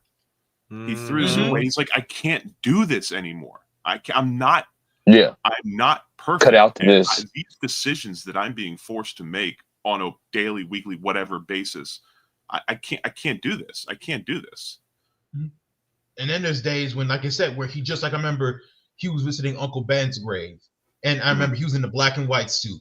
He just saw Rhino. Didn't care why he was at a cemetery. He just saw Rhino and was like, all right. Ran up on him, started laying hands on him. And it's like, and then he accidentally destroyed the stump, what's his name? His mother's gravestone. And then he started the fight. It's like I said, that's a mistake me and you would make. After we went through the crap that Peter went through, having to fight villains every day, hold back every day, even though we know we could end it that day, but don't because the greater good and stuff like that. And then go back to your minimum wage job. Yeah, try to be. Yeah, you go back to your toxic girl. So you go back to your minimum wage job where you're not even appreciated or whatever. Like you get fired every single day and then get rehired back on the spot. Knowing every time your boss chews into you, you could just flick him in the head and launch him into the next room. So that's gotta be hard, man. That's gotta be hard on your psyche. None of us will ever know what that feels like. So I like watching like people read there's channels on YouTube that read comic books and stuff. And there's a more recent Spider-Man run where Rhino kidnaps Peter's daughter. and this is where MJ, she's got powers like Spider-Man and stuff. And he goes to the bar, busts the door down, and he's looking for Rhino, and he just beats the living shit out of nearly kills the people in the bar. He finds Rhino, beats him so bad that he knocks every single tooth out of Rhino's head looking for his daughter. Right? Mm-hmm. And the whole thing was Spider-Man. In No Way Home, Andrew Garfield's Spider-Man was Spider-Man who stopped holding his punches. Yeah. Right? And for me, there are issues where Spider-Man has nearly killed people because he loses control. I mean, symbiote, anybody when he gets the symbiote?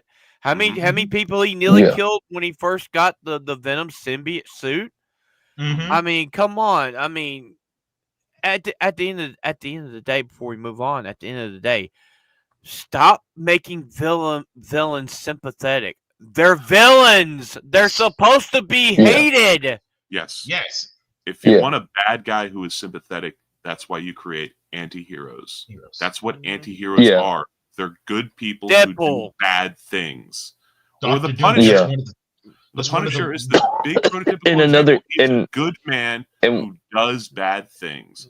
He's forced to do bad things. And he gets carried away with doing the bad things, and then he has a come to Jesus moment where he's like, I am being real bad. I got to start to tone this back a little bit. The thing is, though, the Punisher's right.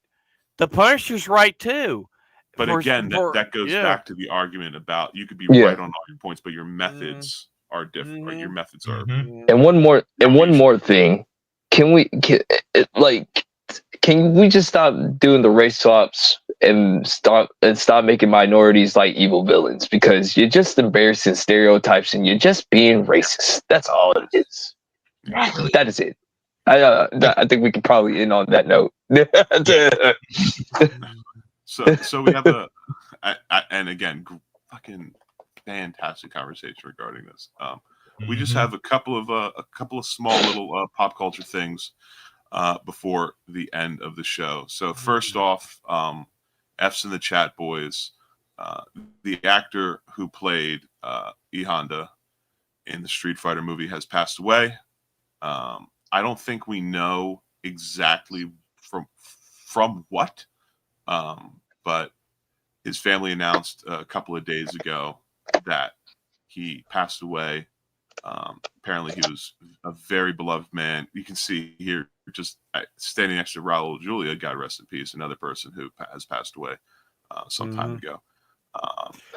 Great actor. Apparently he was beloved. He was just an absolute teddy bear of a man who just happened to be Samoan. We know how Samoans are, not to be stereotypical, but they're big guys. They're like me. They're like 6'6", 300 pounds, all of them. They're big dudes. Dude, I want to watch Street Fighter. I want to fucking watch Street Fighter, but I love this movie. Have you, Sloan? Have you ever seen Street Fighter the movie? I haven't seen the live action one. I've seen I've seen the animated one of the animated ones, but I definitely I want to watch the live action one. Oh yeah, it's a great one. It's a great one. And let me just tell you this much: Jean-Claude Van Damme is Guile. Oh yeah, that's one of the main reasons why I want to see. I'm like, wait, when I heard that, I'm like, oh, I gotta watch this. Guile. And Raul Julia, God rest him, absolute is just Long and Bison. He is perfect. Is that my girl Min Wen Wing? She's Chun-Li, dude. She's Chun-Li. She plays Chun-Li. That's my girl Mulan. That's my girl Mulan right there. Dude, she does her spinning bird kick in this movie too. I know that's Barlog in the background. I can recognize that Widow's Peak anywhere.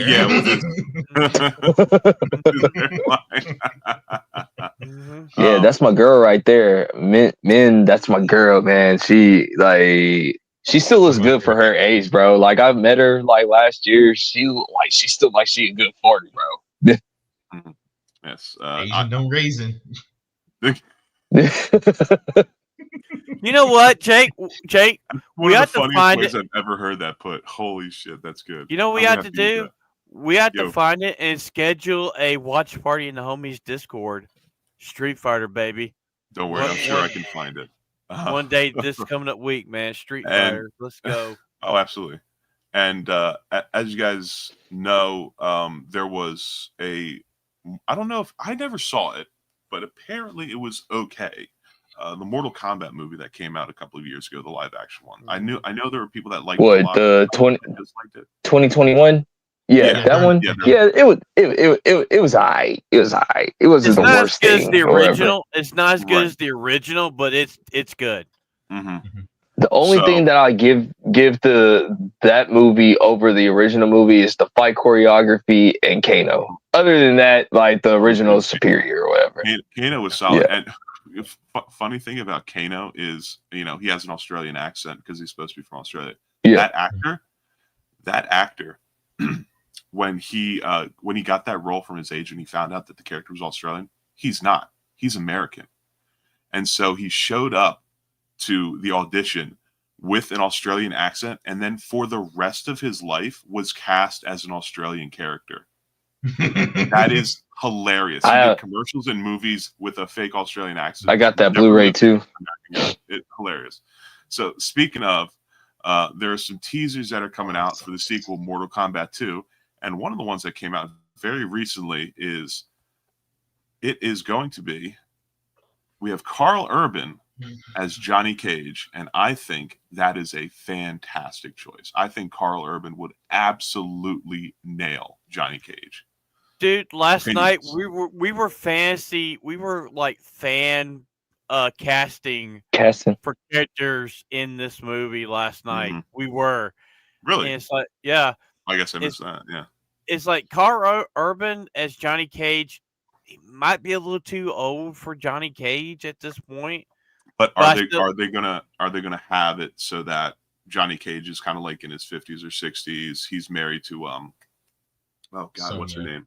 And they have their daughter.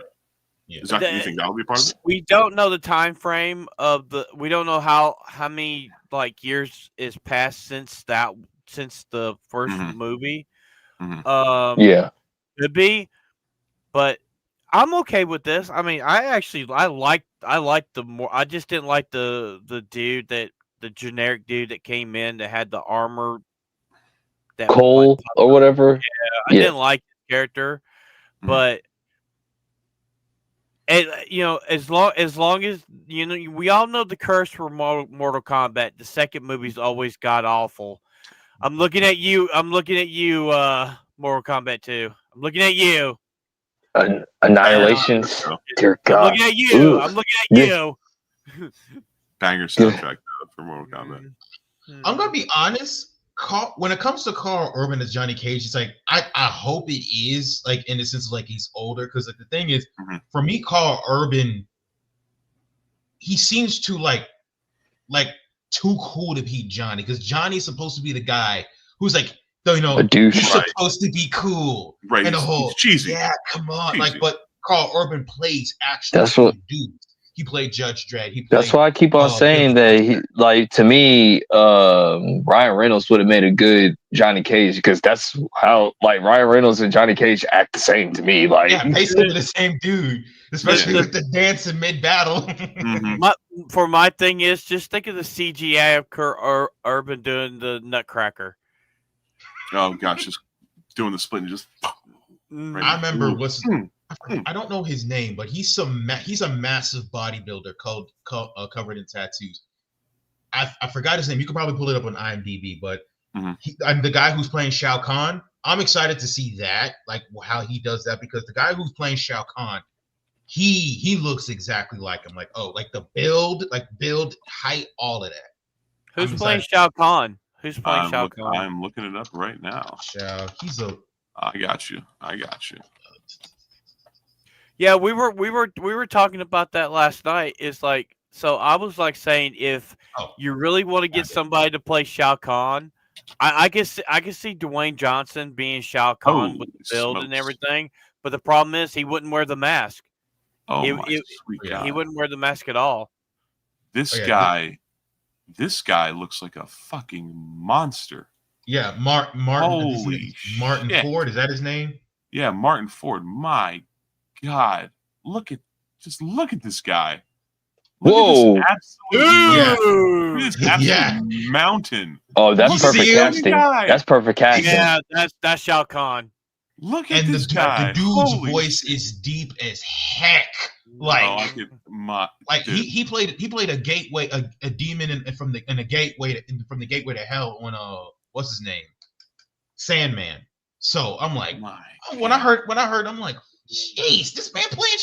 This is perfect casting. Oh, I kind of agree. Oh, sorry. Go ahead. You can go ahead. Hammer curls. Holy shit. Look at this guy. Night Saber says in the chat, I think Ryan Reynolds would be too campy to play Johnny. I agree. That's the point. Well, but that's the point, though. Johnny's not. The thing is, though, Johnny's not campy. Johnny's more arrogant than campy. So that I see. Well, what do you think Ryan Reynolds is? That's funny. The thing is, though, Deadpool is funny. Deadpool's not arrogant. Deadpool's funny. Johnny Cage is an arrogant. He can be arrogant when he needs to be. Well, with the news that has come out recently, apparently Ryan Reynolds in real life is quite an arrogant asshole who thinks he's be playing himself. Who knows? Maybe he could literally play himself. I mean, Jonathan Majors played himself, like when he does Kang and friggin' like. No, I'm just saying, it was right there. It was right there. I'm sorry. I can't see Ryan Reynolds as Johnny Cage. I just can't. I can. Here's one critique I will bring to the Mortal Kombat live action from the previous ones. Like, I'm gonna be honest. This is canon wise. It's like. Mm-hmm. I don't like what they did with Melina. Listen, forgetting the lore of Melina, it was great. I liked the scene when she hyperextended her jaws and it kind of like revealed her fangs and tore her mouth open. I thought that was cool. But then once I got into the lore, I found out I'm like, wait a minute. Melina is a clone of Kitana? I'm like, yes. But Kitana is Asian. How did that happen? How the hell did that happen? And Melina's a black girl. And I'm like, wait a minute, kind of thing. And it goes back to the principles. Wait a minute. Something ain't right. Like, nobody talked about this. You got onto people casting Scarlett Johansson as Ghost in the Shell lady. Mm-hmm. But what about Melina, who's supposed to be the clone of an Asian girl? What's going on with that? And if you check the cast of Mortal Kombat 2, Kitana's Asian. So it's like, so what? Melina isn't the clone? What's going on? So now I'm like worried about the Mortal Kombat canon, because the Mortal Kombat canon to me is interesting, and now it looks like they're going out of the again, ignoring it. Because Shao Kahn loves Melina. When she died, he was angry, because we saw that in interactions in Mortal Kombat 11 and all that, where it's like somebody made a snide remark about Melina. He's like, "Watch your tongue, fool. That's my daughter you talking about," kind of thing, and stuff. Yeah. Absolutely. Well, do we have any recommendations, boys, before we head out of here? I think we do have some recommendations. Phantom, do you want to go first? Yeah, so I'm recommending a live action version of a good Japanese anime from back in the day. I'm going to recommend the live action Gatchaman movie. Pretty decent movie. They change it up just a wee bit, but the costumes look good, the story looks good, and it's pretty good. Yeah, I got mine through eBay, so it's in Japanese. There's no English dub, so still a good movie though. Yeah, that's fine. I allow it. Grease, I see you digging around for something. Do you have your recommendation? I can go for you if you'd like. Yes, I do. Oh, you do have your recommendation. Well, please go ahead. Of course, I'm gonna go with Cobra Kai. Like, go watch it. Like, look at this. Listen, you gotta watch Cobra Kai, people. Like, it is like the show is done. If you haven't watched it, it's great on the Karate Kid franchise. I'm going to recommend it. Like they don't mess it up. There's sometimes where they don't go in on the story. Like, but if I had to rate the series, I give it an 8.5 out of 10. Go watch Cobra Kai on Netflix, or you can buy the physical copies like I did or whatever. If you don't want to support Netflix, but yeah, go watch Cobra Kai. Oh, and before you do watch Cobra Kai, like, I highly recommend that you watch the three Karate Kid movies. Don't watch the fourth one with Hilary Swank. You don't have to do that to yourself. But watch the 3 Karate Kid movies first, and then watch Cobra Kai, and then it all makes sense. But yeah, Cobra Kai never dies. Chris is so excited for the new movie. He can't wait. Yeah, it's going to be really great. It's going to be 100% great. It's gonna be so great. Yeah, I might have to watch it at ABF's theater. Anyway, go ahead, Jake.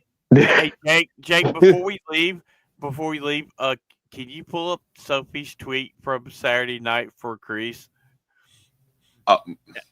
We don't need to get into that. We don't need to do that. That's just disrespect. You're disrespecting my brother here. Don't do that to me. Don't do that to me. Anyways, my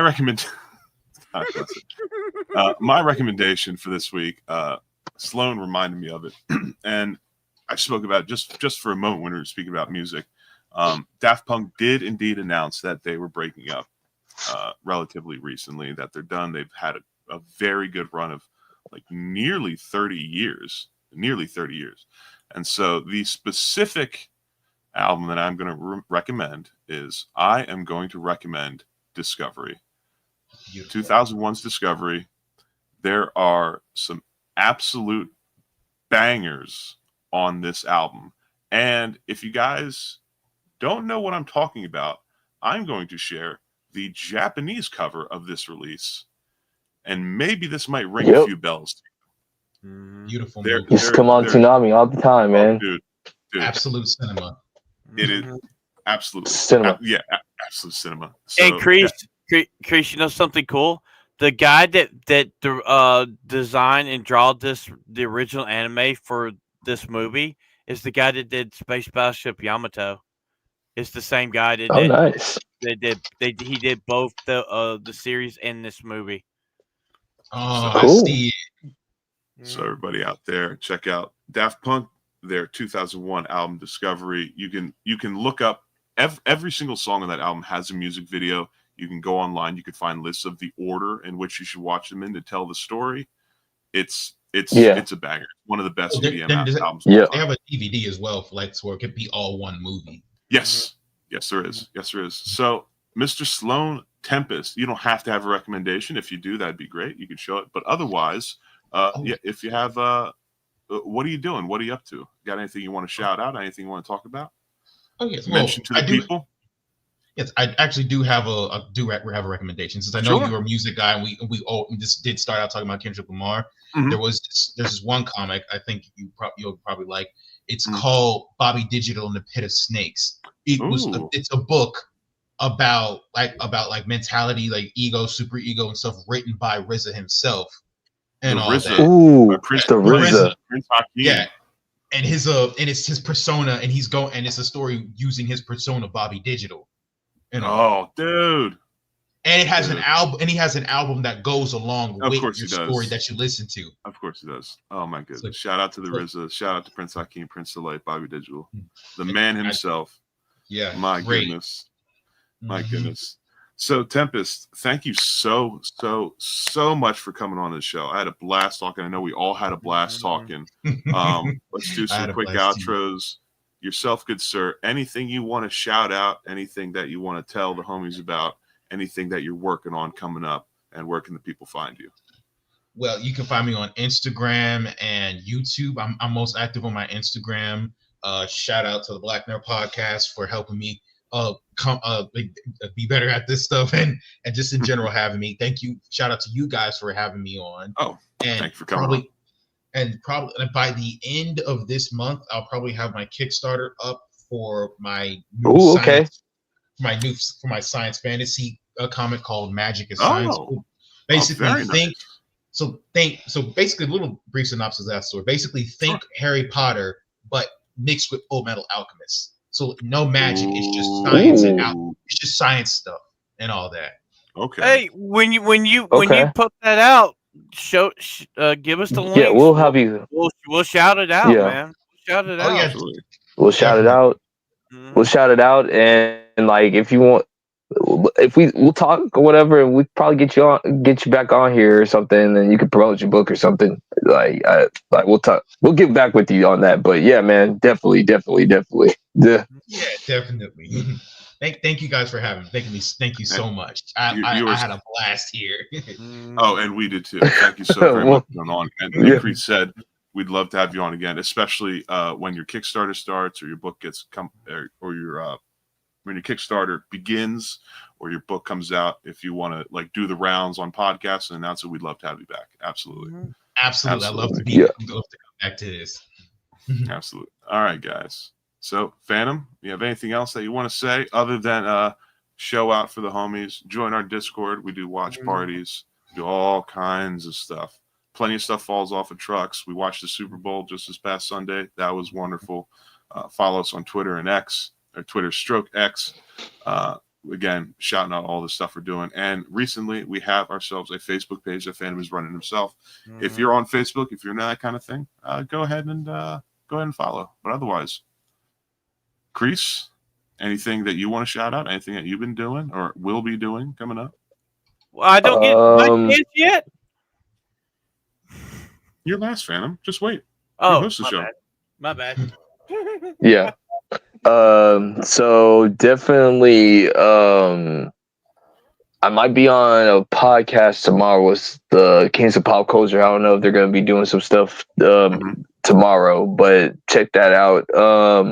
But basically, right now for the homies, we're grinding. That's all I can tell you. We got a lot of big things coming down for this channel. We can't say it like we got a lot of things coming down the pipe.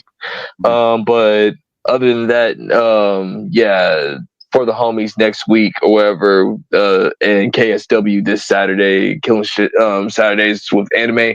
I don't know what we're going to be talking about because from what I've been told, we have a surprise, and I'm the freaking producer, and the host ain't told me anything. So that's a whole nother story. Night. We're supposed to find out tomorrow. Yeah, as the producer of this show, if you guys came to me after the show started and said, "Now this is what we're talking about," I'd be super pissed. But anyways, as always, guys, I'm Big Dog Jake, BIGGDOGGJAKE. I'm a professional, though occasional, voiceover actor stroke artist. I'm a political writer. I love video games. I love metal music. I will talk to anyone about them. You can check out my link tree right there. And what I have coming up is this. As Chris said, we are grinding hard. We are working on some things behind the scenes that we'd love to tell you about once they're about to come to fruition. And as always, you can catch me here Thursday nights, 9 p.m. Eastern Standard Time, showing out for the homies. And Phantom, give us your outro and send us home, brother. Well, thank you, Tempest, for coming on. We would love to have you come back for sure. We like helping out the community. KSW Saturday night. Also,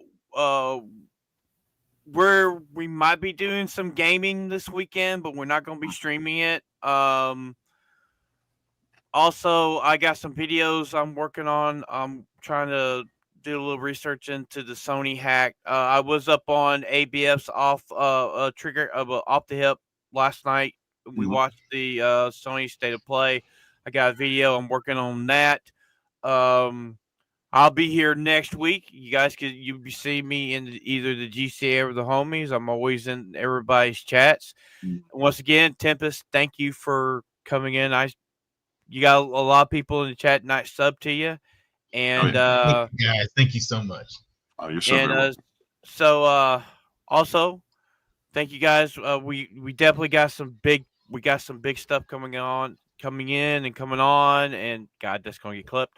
But yeah, so we will see you guys next Thursday night for another episode for the Homies Podcast. I'm FedMX. He's MMA Kreese. He's Big Dog Jake, and he's Tempest, and we are out.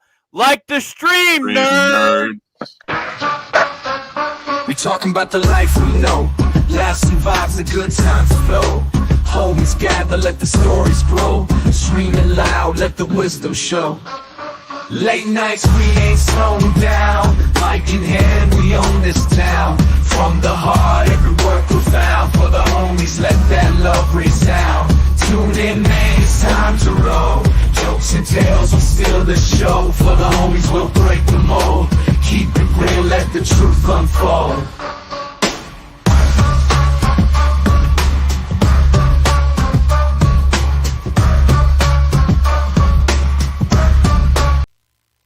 Enjoy swimming.